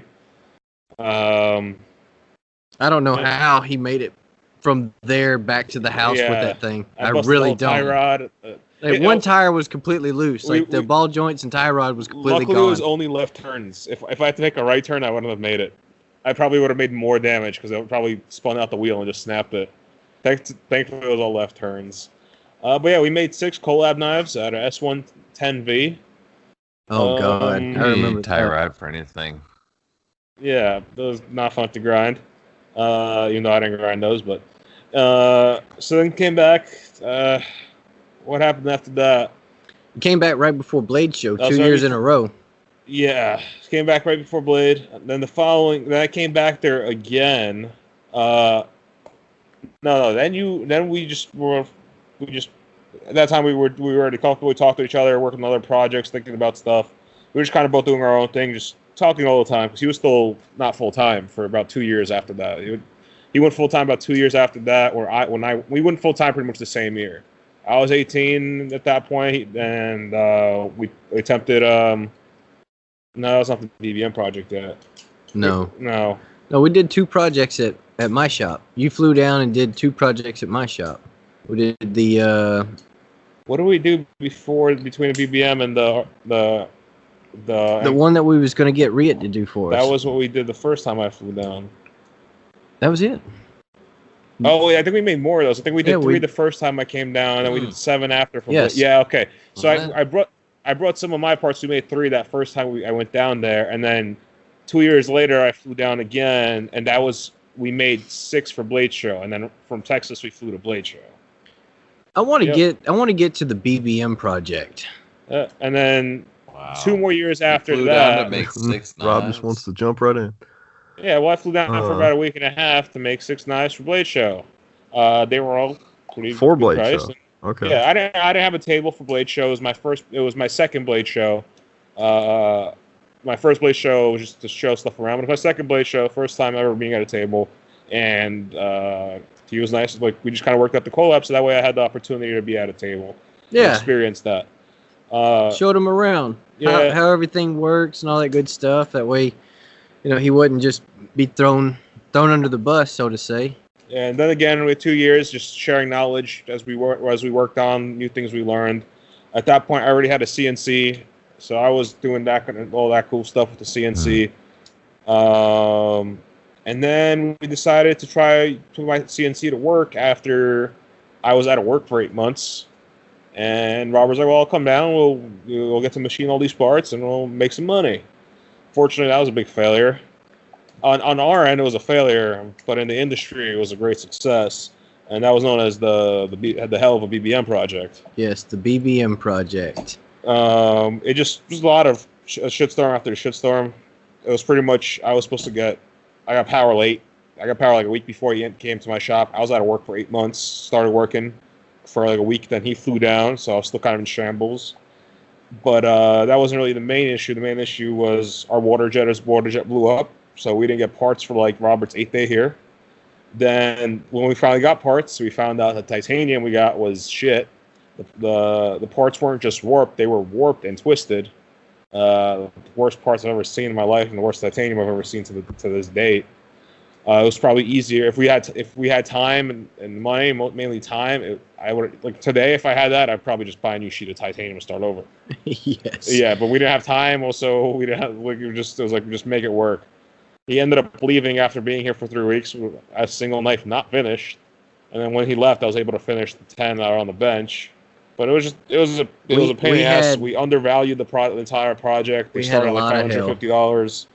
We almost lost the shirts on our back after that. We made them happen, and then all of a sudden it became like a cult. That knife has like weird cult following, and everyone who's ever bought that knife made 3 times as much money as we did. Unfortunately. Yeah, the old secondary market. It's what drives the primary. That secondary, yeah. It's been 2.5 years, and that secondary and that model still holds strong. Yeah, still holding strong for sure. Hey, it was better that you priced them right, and then the secondary is that good. Yeah, it's very possible, but if we ever make some more BBMs, they'll be priced accordingly. And we were supposed to make more of this trip around, but I was busy because my father joined on full time 2 months ago, and I had a shop flood and house fire and all sorts of shit again, of course. And so I was like, look, there's last minute, you're coming off. MK1s are proven out. We had great success with them last time. We'll just make some more right now, and we'll figure out another trip to make BBMs. Yeah, we sat around. The water jet had our material loaded onto the water jet, and then the water jet blew up while our material was fixtured on it, so they couldn't just pull our material off. So we were stuck. Like, I had already spent a couple grand in material, the flight up here. Nick had already spent a couple of grand getting ready for me to show up here. So we were both broke whenever I showed up, and then we had all these damn issues that we could not, like, we were professional fixers, not knife makers, but fixers after the BBM project. Because it was so... Did you have to fix every one of them? Yeah, we had to bend. Out of 41, one worked flawlessly. God. To where, like, we just put it together and it worked. So 40 knives, each had an issue. We were actually happy. And there was about 6 different issues that we had to pretty much pinpoint what was the problem to even fix it. And it took us, like, 2 months to even figure out the first issue. Like, there was issues all over the place with that damn thing. Because it was warped, so depending which way it was warped and twisted, it'll bind at the pivot head, it'll bind at the bearing, it'll bind at the pivot body. All right, so just exactly how many BBMs did you guys make during that run? What was the total finished knife? Like I said, we made 41, and one of them worked perfectly. But once they left the shop, they worked perfectly, obviously. But when we put them together, they weren't working. Yeah, straight off the machine, straight from the knife maker comes in. We definitely had some issues. That's where the fixer comes in. We weren't knife makers for 6 months. You had to knife magic we got them all to work. Yeah, it took us about 10 months to get them all out in our free time because it wasn't like just make it. It was like I would have to sit there in my free time and my weekends and try to fuck with them till they worked. And once I got them working and locking and detenting properly, I'd send them to Rob to finish. Yeah, because I had already ground all the blades. So all the blades were sitting here ground, just waiting for handles. Yeah, whenever I had free time, so it's like, well, okay, I have enough money right now. I guess I could go lose some money and just work on these for free. Yeah, basically. It was at that point, it was free labor. Whenever they would show up at my house, it was basically I was working for free as well. But yeah, that's the story of the Lucid BBM. Really intense you guys love loss them of finances. Yeah, you guys love them. Very intense. We hate them. Very intense. I went a full month without any money coming in. Now, imagine people who have full-time jobs. Imagine you expect a paycheck every month. Yeah. You got bills to pay every month. Yes. Imagine $6,000 in bills every month, and then you miss a month. Yep. Well, actually, you missed 2 months because you didn't pay your bills before to fly up here and buy a whole bunch of stuff, and then month. Now, Rob had that, but he also has kids in the family. Now, for me, it was another different story. I was out of work for 8 months and had to take on a lot of debt to even figure that out because I had issues with the shop move, unfortunately. Not going to get into that, but now I'm like, okay, so fly down. We're going to make a lot of money. Let me go spend some more money, and at the end of this month, I'll be good. Yep. All those 8 months, and we'll make money, and then it ended up being like 3-4 more months of hell, some more debt, some more figuring out, crunching numbers, and it was bad. But you know what? We kicked that ass, though, didn't we? Yeah, eventually. Okay, all right. So, given all the trials and tribulations, are you guys going to do another BBM run or not? Like, what's up? Yeah, we were supposed to. Well, the problem wasn't the model. I redesigned that entire model. Rob gave me a 3.25-inch version. I shrinked it down to a 3-inch version, and I made it narrower, and I changed the whole internals. Like, the whole internals of that knife and the way the knife is set up is different than what he had. Yeah, it's a completely different knife. It just looks the same. Yeah, a little bit of it looks the same, but if you put the original next to the version I redesigned, it's a different knife. Yes, it's a completely different knife. A true collab. Yeah, and we were going to make more this trip. Like I mentioned earlier, it just the time constraints because I had my father joined on full time 2 months ago. And then I had 2 major issues come up that you can't plan for: a shop flood and a fire. I was like, "Look, Rob, I could try to figure this out in 2 weeks after." When I got back from Blade Show, we were still up until like 2 weeks ago. It was still gonna be BBMs. I called Rob a week before he flew down. Like, "Look, Rob, you're flying down in a week. I can probably make this happen and update and get everything working for BBMs, but you're coming for a month, and I'm not gonna risk being a delay. Like, let's just make some RCs. We know we can make money. The process is proved out. I have all the fixtures and CAD ready. Let's just do this, be safe, make the money, and figure everything out. Guys are happy. People still want the MK1 RCs. So the next project came about, let's say, a year and a half later, was the RCs back in December of 2018. So Robert was planning to come back to New York after, as we mentioned, the great failure of 2017, the BBMs. And this time around, I told him, like, look, I just finished the batch of MK1s. The design is proven out. The fixtures are ready. The CAD is ready. The cam is ready. Now, mind you, he booked tickets for like a month. He's, I'll come down in a month. I'm like, okay, I guess we'll figure something out. So I told him, look, it was short notice. This is proven out. I just made these. They work great. I have the process down. The fixtures are ready. The CAD is ready. Let's just do this model. We'll call it the MK1 RC instead of the MK1S. It'll be a variant, and we'll modify the blade a little bit to look like one of your blades. And essentially, the design is 95% the same. All the options on the knife are the same, sculpting-wise. The clips, everything's the same. The only difference is that little scoop in the back of the blade, and the tip of the tanto is slightly different in shape. But pretty much everything about the options and the handle, it still makes it look quite different.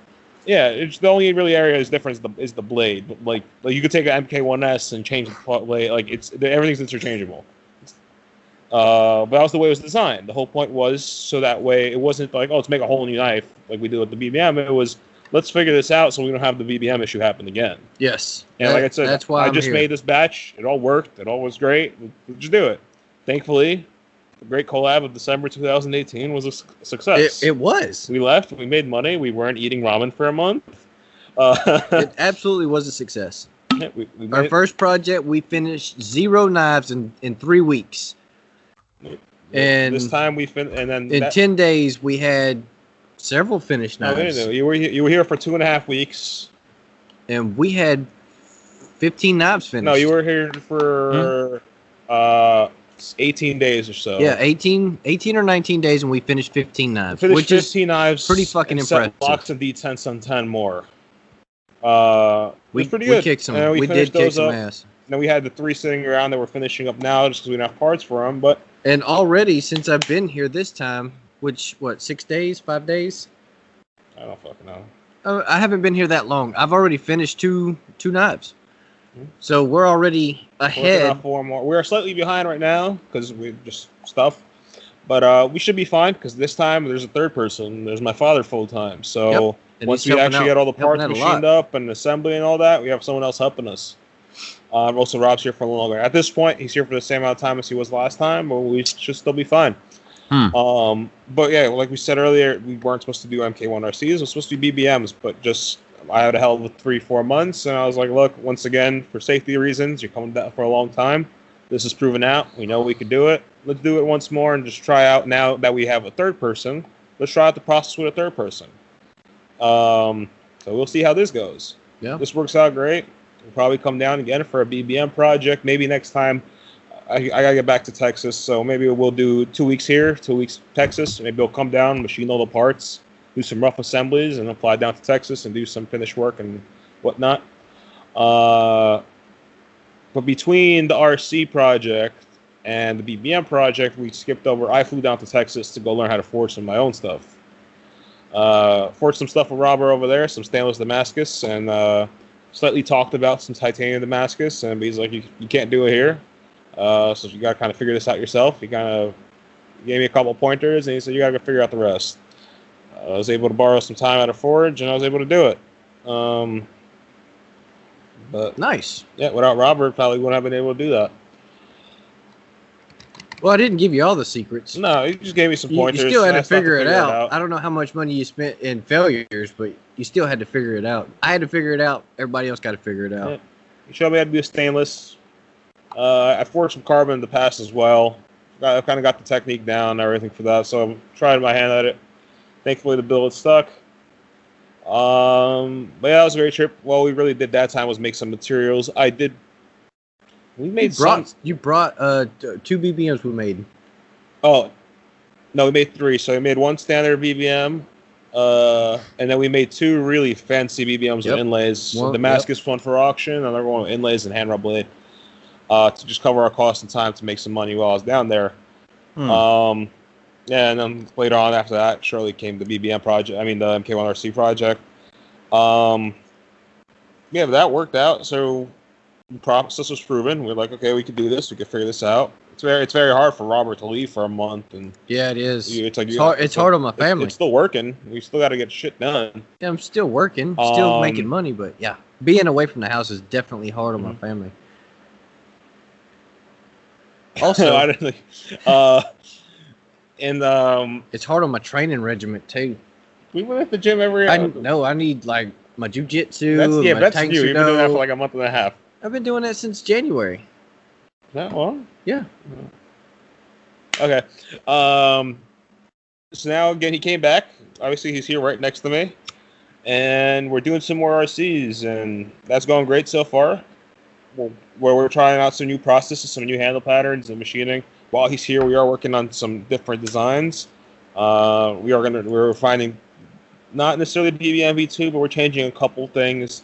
Because I did mention before in the podcast, we haven't mentioned it out in public. We just kind of sneaked into the podcast earlier, a BBM run with Riyadh, and I have to change that up so that way it's not like the customs, not like my custom, our collab custom, not like his custom, and then not like the customs we'll be making after.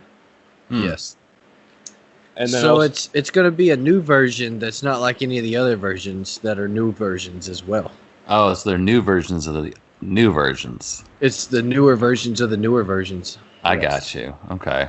All right. And I'd like to make the new one. It's Knifeception.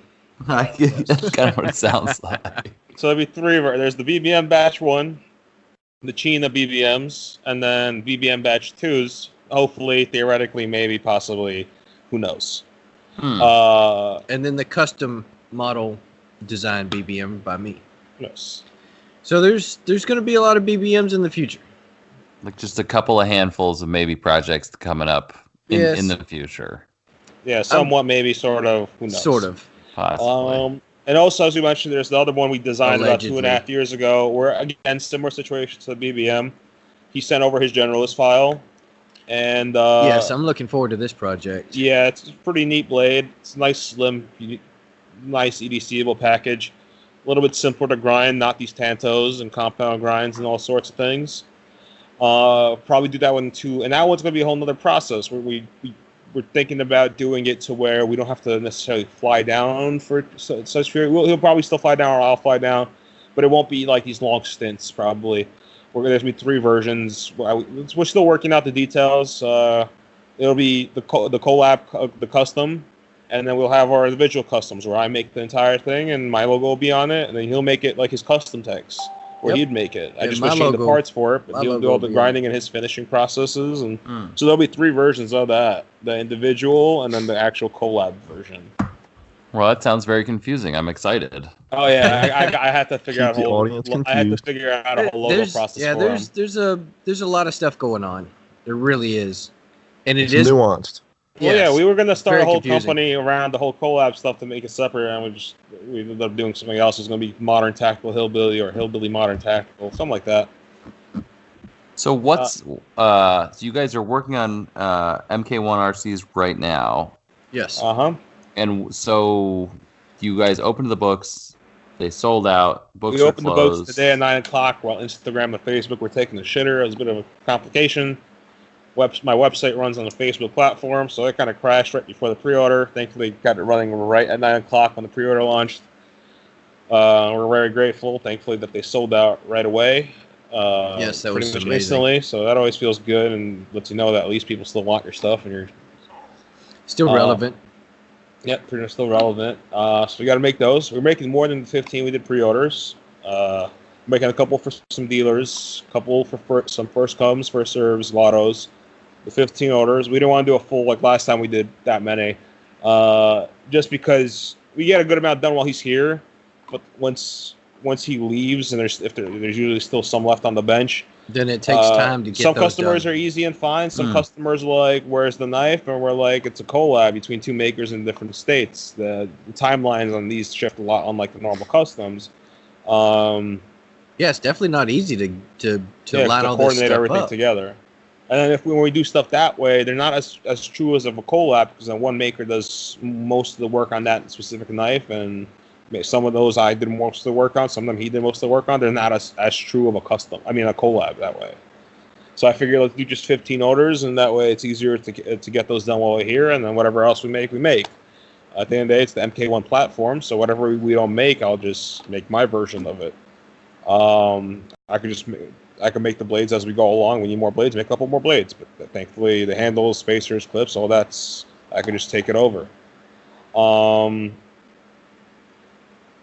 Yeah, we're gonna do some special ones unlike last time. We're gonna do some with inlays, some with fancy materials, but those won't be the ordered ones. Those are all gonna be just the lottos, and we make them as we have time. Trying to get Robert to go to the USN show. If not, I'll probably still have some RCs there. I'll figure that out. So what's the next show that you guys are doing, or Rob? What shows do you do? Well, I'm doing USN. I'm trying to get him out there. I usually always do USN. Okay. But things at home have been chaos lately because I've started training 6 days a week, Tang Sudo and Jiu Jitsu, and my son also is training with me. And it's nice. It's nice to hang out with my kids and spend that time with them. And I would kind of rather do that than make knives. So, yeah, I'd rather just not go to the show and spend $3,000 to $4,000 going to a show just to sell a few knives and pay $3,000 to $4,000 to go deliver some knives. Yeah. I'd rather just hang out at the house, hang out with my kids, spend time with my family, and make knives from the house. It only costs like $20 to overnight something, $30 to overnight something. I don't think anybody would begrudge you for that reason. No, not at all. Uh-uh. Yeah, because the last couple of shows, and I've been traveling a lot lately. Last couple of shows, I haven't exactly had a lot of time to spend with my family, and I kind of miss them. So I want to hang out with my family and go to our jiu-jitsu and do our Tang Sudo and, hang out with my son and my daughter, my wife. Spend some time with them. And that's probably why I'm not going to USN show. Yeah, I'm trying to get him to go. I might still go. I don't know. You and April show up? Like, yeah, me and April. To come. He has a table. I'm like, I've got a table, but we'll make some RCs. I don't know if I'm going to go or not. There might be a hurricane pop up. You never know. It happened. True. Unforeseen that happened circumstances. last time. Literally happened. It has literally happened. And I got flooded in at my house. I was on an island. Couldn't leave, couldn't go to the store, couldn't go anywhere. I still had power, but I could not leave because there was 11 foot of water over the road. Yeah, he's pretty much on high ground, so everything around him that was low is just flooded. Yep. Well, at least the my house God. didn't flood. It was really bad. And now that I think about it, there's nowhere I can go.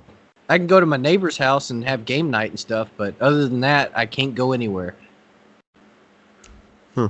So if another hurricane happens and hits my area, I can't leave. Might want to stock up on some supplies and food. Yeah, trust me, we got that covered. Oh yeah, I can imagine. Yeah, so I'm trying to get his ass to go. I'll be there. I'll probably end up going. I literally ordered my ticket. I've got like 6 knives almost finished sitting on the bench right now at the house. See? That's got to be a good feeling. Perfect reason to come to Vegas. Yeah. I might just finish them and go to Vegas. Which another thing that pisses me off is I ordered a bunch of titanium. I'm not sure if my water jet guy mixed up the titanium or if the titanium guy sent the wrong titanium. I'm not sure. Either way, I had a bunch of water jet cut parts done, and they were supposed to be 160 thousandths thick, and they ended up being 205 to 210 thousandths thick. So all the knives that I'm making right now are stupid thick. Like I'm having to contour the fuck out of them. It's not a good situation. But he's one of the most unluckiest people when it comes to water jets that I know. I swore off water jets for years, and then I decided, hey, you know what? My buddy's got a water jet now. I'm going to give him a try. And his parts worked. And he is fantastic at his turnaround times. I literally call him Monday. I had parts at my house Tuesday. Wow, to me, that's good. To me, that's amazing. Because that's amazing for Amazon. Yes. Yeah. I would call up my water jet guy, and then I would have like an 8-month wait.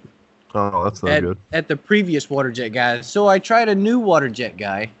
And I'm still waiting on parts from last September from that water jet guy. Wow.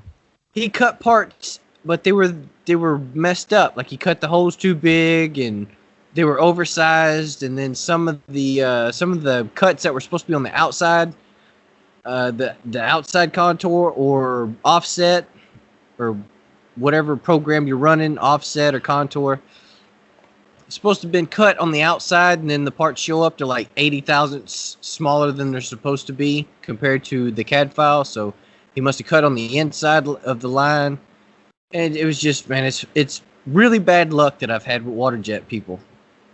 His first one, the guy's jet blew up, and he was like, I'm done. yeah, and then the first guy took months and months to get parts to me. So I kind of gave up on him and was looking to go somewhere else, and then his water jet blew up. The unfortunate part, what he's talking about, it's not really his case. That's the whole thing of water jetting. Yeah, that is the I've entire water jet getting industry. A water jet. That machine is so abrasive that at some point it just explodes. It just destroys itself. Well, yeah, literally, this first guy, the whole intensifier and the pump just blew up, and that's 80% of the cost of the machine. So it's like there's no point to fix it. Just buy a new one. And, it destroys itself, basically. Oh, well, you change every and eventually on that machine, you change unless the whole thing blows up, like you change every part of that machine but the metal housing. Everything starts to go. It's 60,000 psi, and some are 60 to 100,000 psi of pressurized water and sand. Yeah. Isn't the head or the nozzle like rubies or something? Like a foot? And the head is carbide, but then there's an orifice, and that's what pressurizes the water before the head. And the cheap ones are ruby, and those are like $40 a pop. And then like the expensive ones are diamond; those are about $500 a pop. But like you don't want to run the cheap machine with a diamond, because like if you don't have a good separator, you're gonna get a big piece of guard to go through and just bust out your brand new piece of $500 diamond. Yeah. So you run the cheap ones because they're cheap rubies. Now, if you have a really good machine with good separators and filters and whatnot, then you could run the diamond. That'll run for a lot longer without maintenance. It sounds like a lot of money, but if you take the machine apart, the head apart, once every 2 months instead of once every 2 weeks, that's a lot of money saved. Because the process to rebuild a jet, depending on the jet, could be half a day. if it's a jet that has to be rebuilt every 2 weeks, or it could be 3 days if it's a jet that has to be rebuilt every 2 to 3 months. Mm. I am just really impressed with my new water jet guy. But even then, like, he's impressed with it, but I've seen it before. He's new. He's going to get some more work. And I've known this guy for 20-something years. He's not going to screw me over on some parts. Trust me. Oh, it's not that he wants to. He's been a friend for a personal friend for a long time. And this is new water jet this guy. Is no joke. I called him Monday morning, told him what I wanted, what material out of, and we're talking Zircuti parts, not some run-of-the-mill titanium shit. I told him specifically, I want this billet of Zircuti. I want this frame, this set, and this set cut out of it. And he fucking done it, and it was overnighted to me and was in my mailbox Tuesday afternoon. To me, that's impressive. And if he has a 2-week turnaround, that's impressive as well. I send him material. Don't be putting his name out there, because then he might not have a 2-week turnaround time anymore. That's very true. Well, I'm pretty sure. Close to the vest. I'm pretty sure a lot of knife makers have switched over to this guy. We'd be sending him we'd be sending me invoices for royalties. But besides that, no. Finder's fee. Yeah, so like we mentioned, the next one might be a little weird. We're probably gonna do the BBMs before we get to that, because I got to figure out some logistical things with that one. Because it's complicated in the sense we're going to be making 3 versions of it. One is my 100% custom. One is Robert's 100% custom tech, I guess. And then one version is a collab version. So like, I got to figure out the logistics. I'm probably going to be all the same handles, just with different blade variations of logos. I don't know. I'm still figuring out the logistics on that. It's a really neat design we have to get to. Like, this is the last one of the MK1s, and even for me, like, I'm just so over the MK1 design. It's been my flagship. I've just been making it for so long, and somehow in the last 2 years I've been trying to stop making them, and my water jetter keeps fucking up the parts and making me. I asked for one model, makes me the MK1, and I can't complain because then I get them for free. I just pay for the titanium, and I get free water jetting. So obviously, business sense is just make it. But this last time, since I got a full-time employee now and just easier to train him with things that I've proven now, I was like, look, I'll just do one larger run MK1s with some RCs and be done with it at the end of 2019, like whatever I make this year, and that's it. Yeah, and then we move on from there to that project with Rob. That's when, so like 2020 would be that Warrenclyffe version. I think we had a name for it. I don't remember. I'm not going to pull up the file right now. Yeah. Last time I touched it was 2 years ago, so a year and a half ago. And still a really good design. Yeah. It is a great design. It's gonna be popular. Mm-hmm. I like it. Yeah, I love it too. Unfortunately, it's a collab. Well, it's also a custom. Yeah.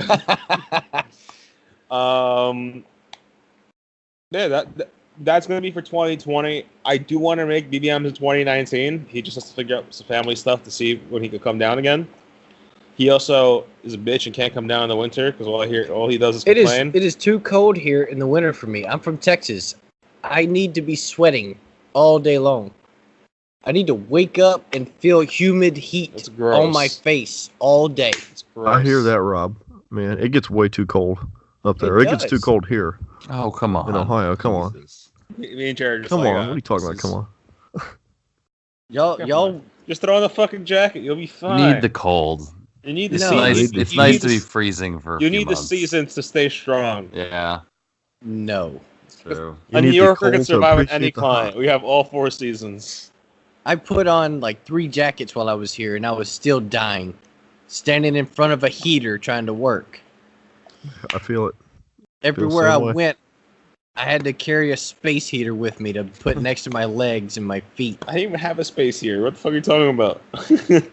It sounded good. What are you talking about? It's good material. Embellishment. It's no, he just tried to make himself not sound as much of a pussy. My fucking legs and my feet hurt for days after that. Because I was standing on cold concrete for a month. I'm trying to get him to come down sometime in the fall. I'll see what I can do after Kentucky show in December. Oh yeah, that's right. Again. Just to torture be the myself. same thing over and over. Or come before the Kentucky show. Forgot about that show. Kentucky show is the best. It's the best show. Is it though? It is the best show. You just like Vegas. No, I mean USN's pretty good. Nothing beats Blade Show West because of the location, but that doesn't count. Blade Show West is still a pretty shitty show. It's new. Northwest Handbill Invitational should be great because of location. But, yeah, it doesn't count. It's just location. These are location. You don't want shows. no one goes to Blade. No, it's like Blade West is the best show. You don't know. We all know Blade West is an empty show. It's still being worked on. Yeah, it needs some years to develop. The best knife show of the year is Blade Show West. Empty. I don't think it's really empty. No, it wasn't empty.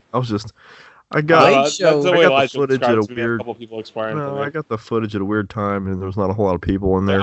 I will be there, and I will be exhibiting, but Blade Show was, again for location. Blade Show was pretty good this year.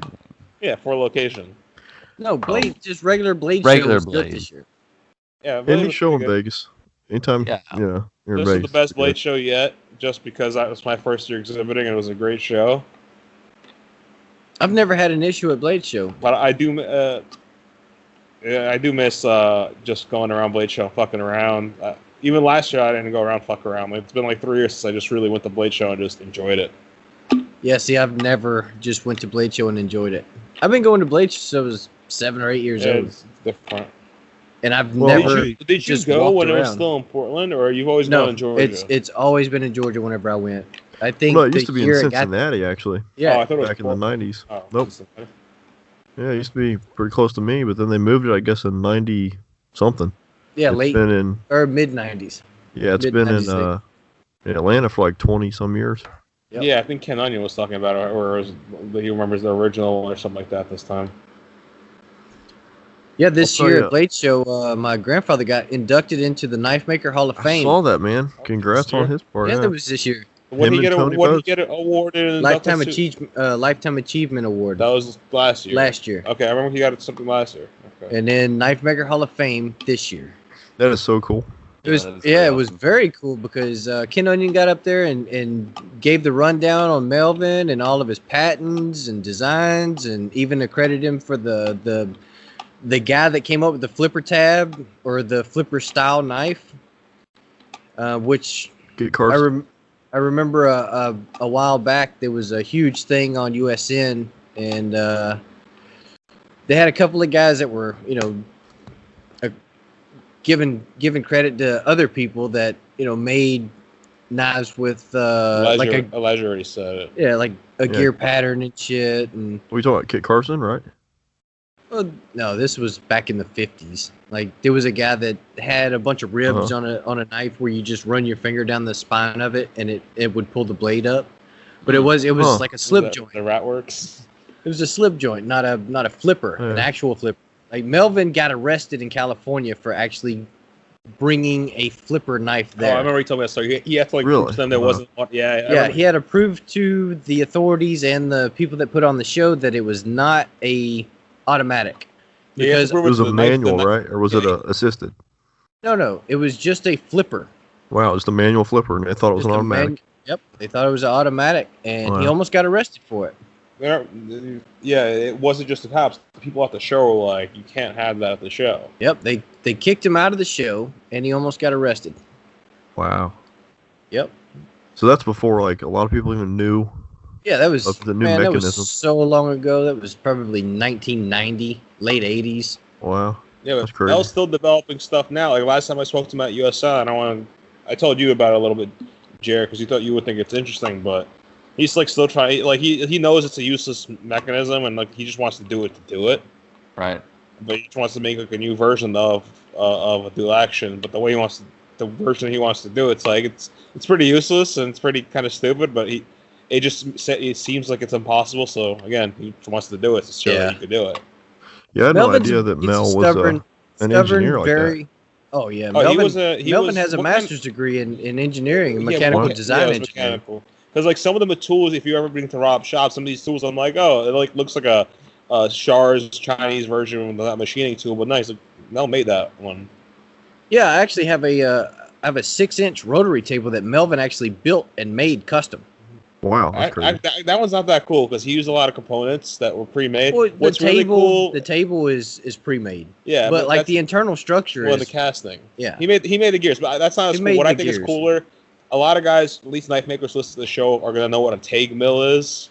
Yeah, Mel designed the original TAG mill. Yep, design. and I have the original one that he designed for them.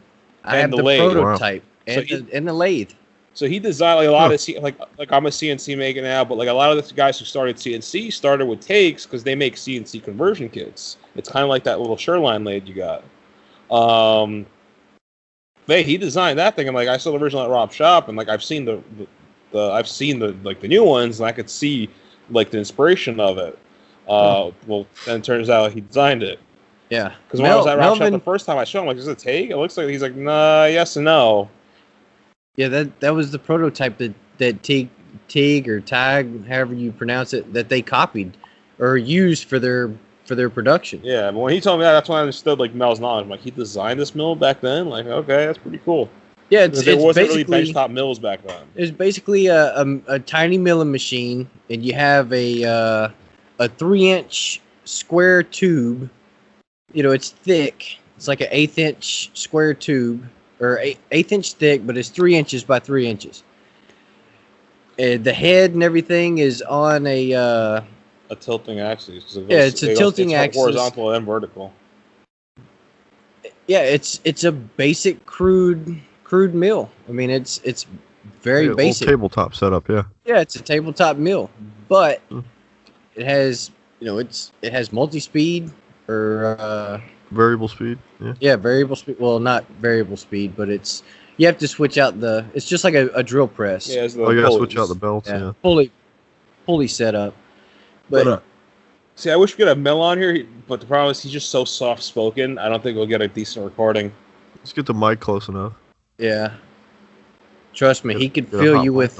It's hard, even in person. Like I got to put my ear like 3 inches in his mouth, just like hear. He is a very soft-spoken man, but you can tell his voice over anybody else's whenever you hear it. Oh, I did. Yeah, every time I'm on a show and I hear it, I'm like, "Oh, that's Mel." Yep. Yeah, just put a good mic on him, and you will have hours and hours. Yeah, a lapel 2041, and yes, and he'll break down the angles of grinds and.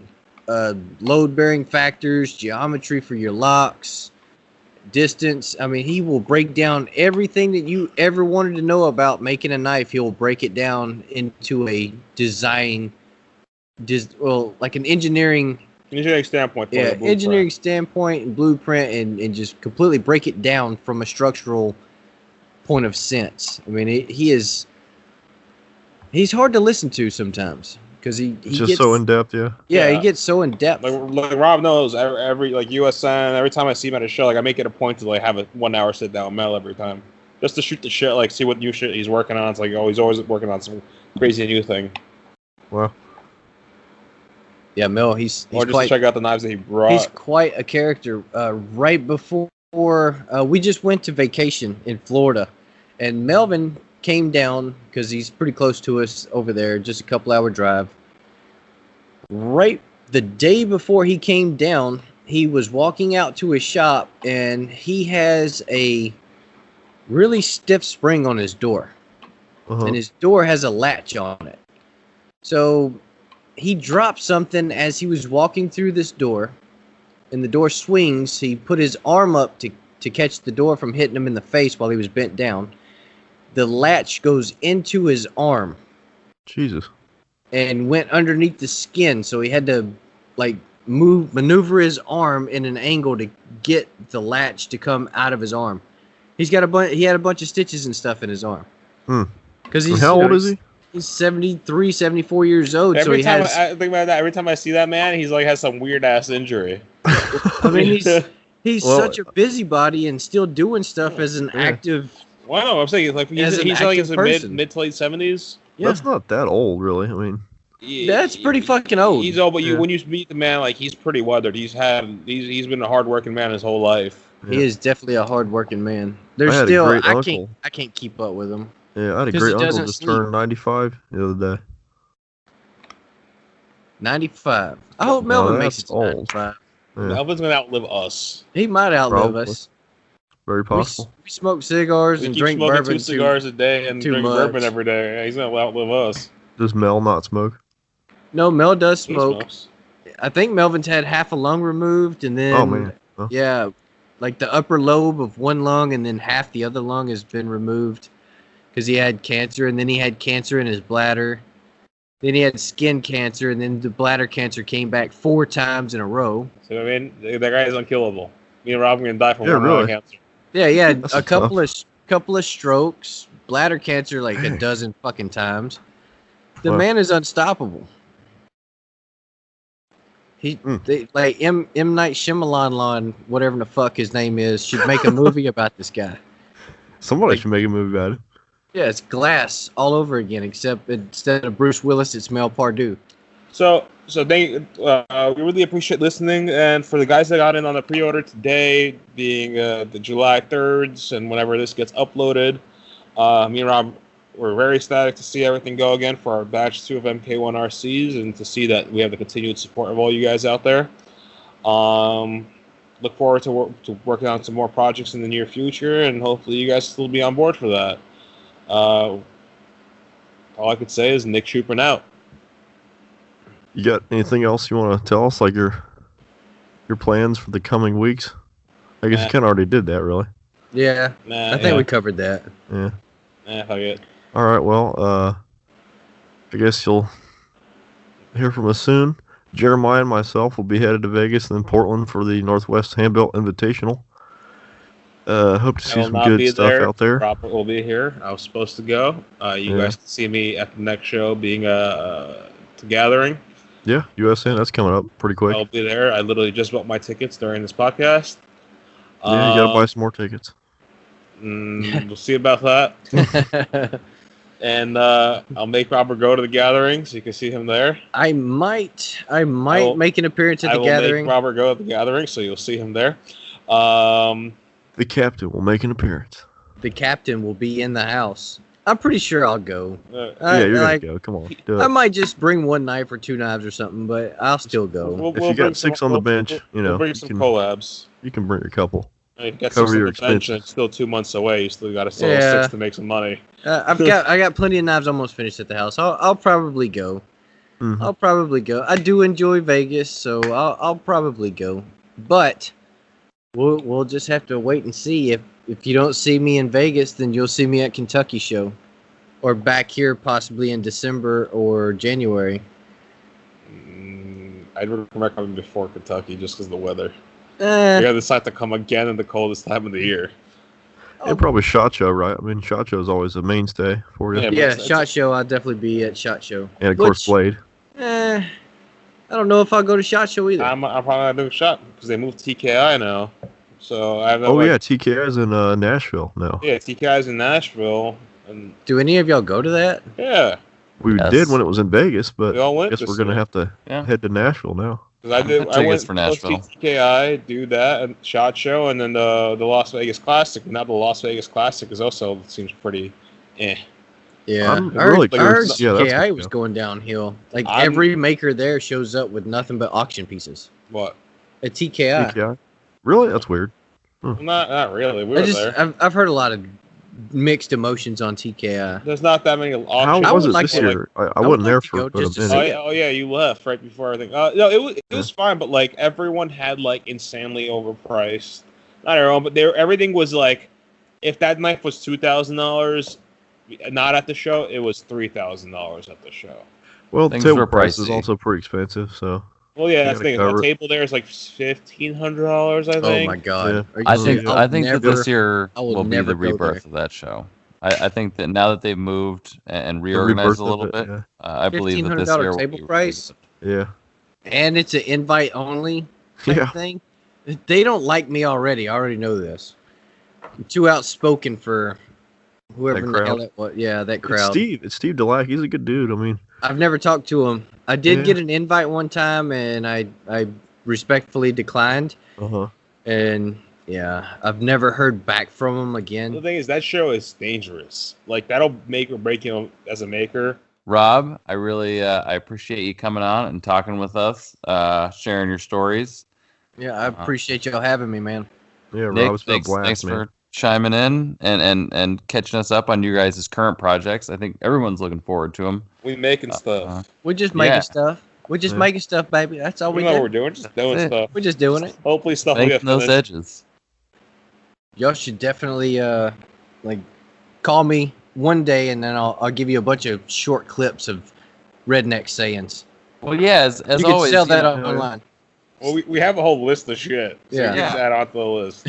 I mean, it would be great to have you back on if you were interested. Definitely. It'd be cool. Absolutely. Definitely. I have Wi-Fi at my shop that's definitely strong enough to get a voice Skype call, call. a Skype call out. You don't Awesome. need video. All right. Well, yeah. Let's make a point in doing that. Sounds good to me. I would be glad to do another podcast with y'all. That'd be fun. That'd be cool. Oh, yeah. Okay, so on that part, for a second time, Nick Schuprin of NCC Knives out. You can find me at NCC Knives at Instagram and my website, nccknives.com. Elijah And- Isham of Isham Blade Works, also known as Hamish Malays. You can find me on Isham Blade Works at Instagrams. And this is Jeremiah Burbank signing off. You can find me. My day job is PVK Vegas on Instagram, and my personal Instagram is PVKJer. Thanks everybody for listening. And I'm Robert Carter. You can find me on Instagram as Robert Carter Knives or on Facebook group as Robert Carter Knives. And I appreciate you guys having me. I enjoyed it. And I'll catch y'all next time.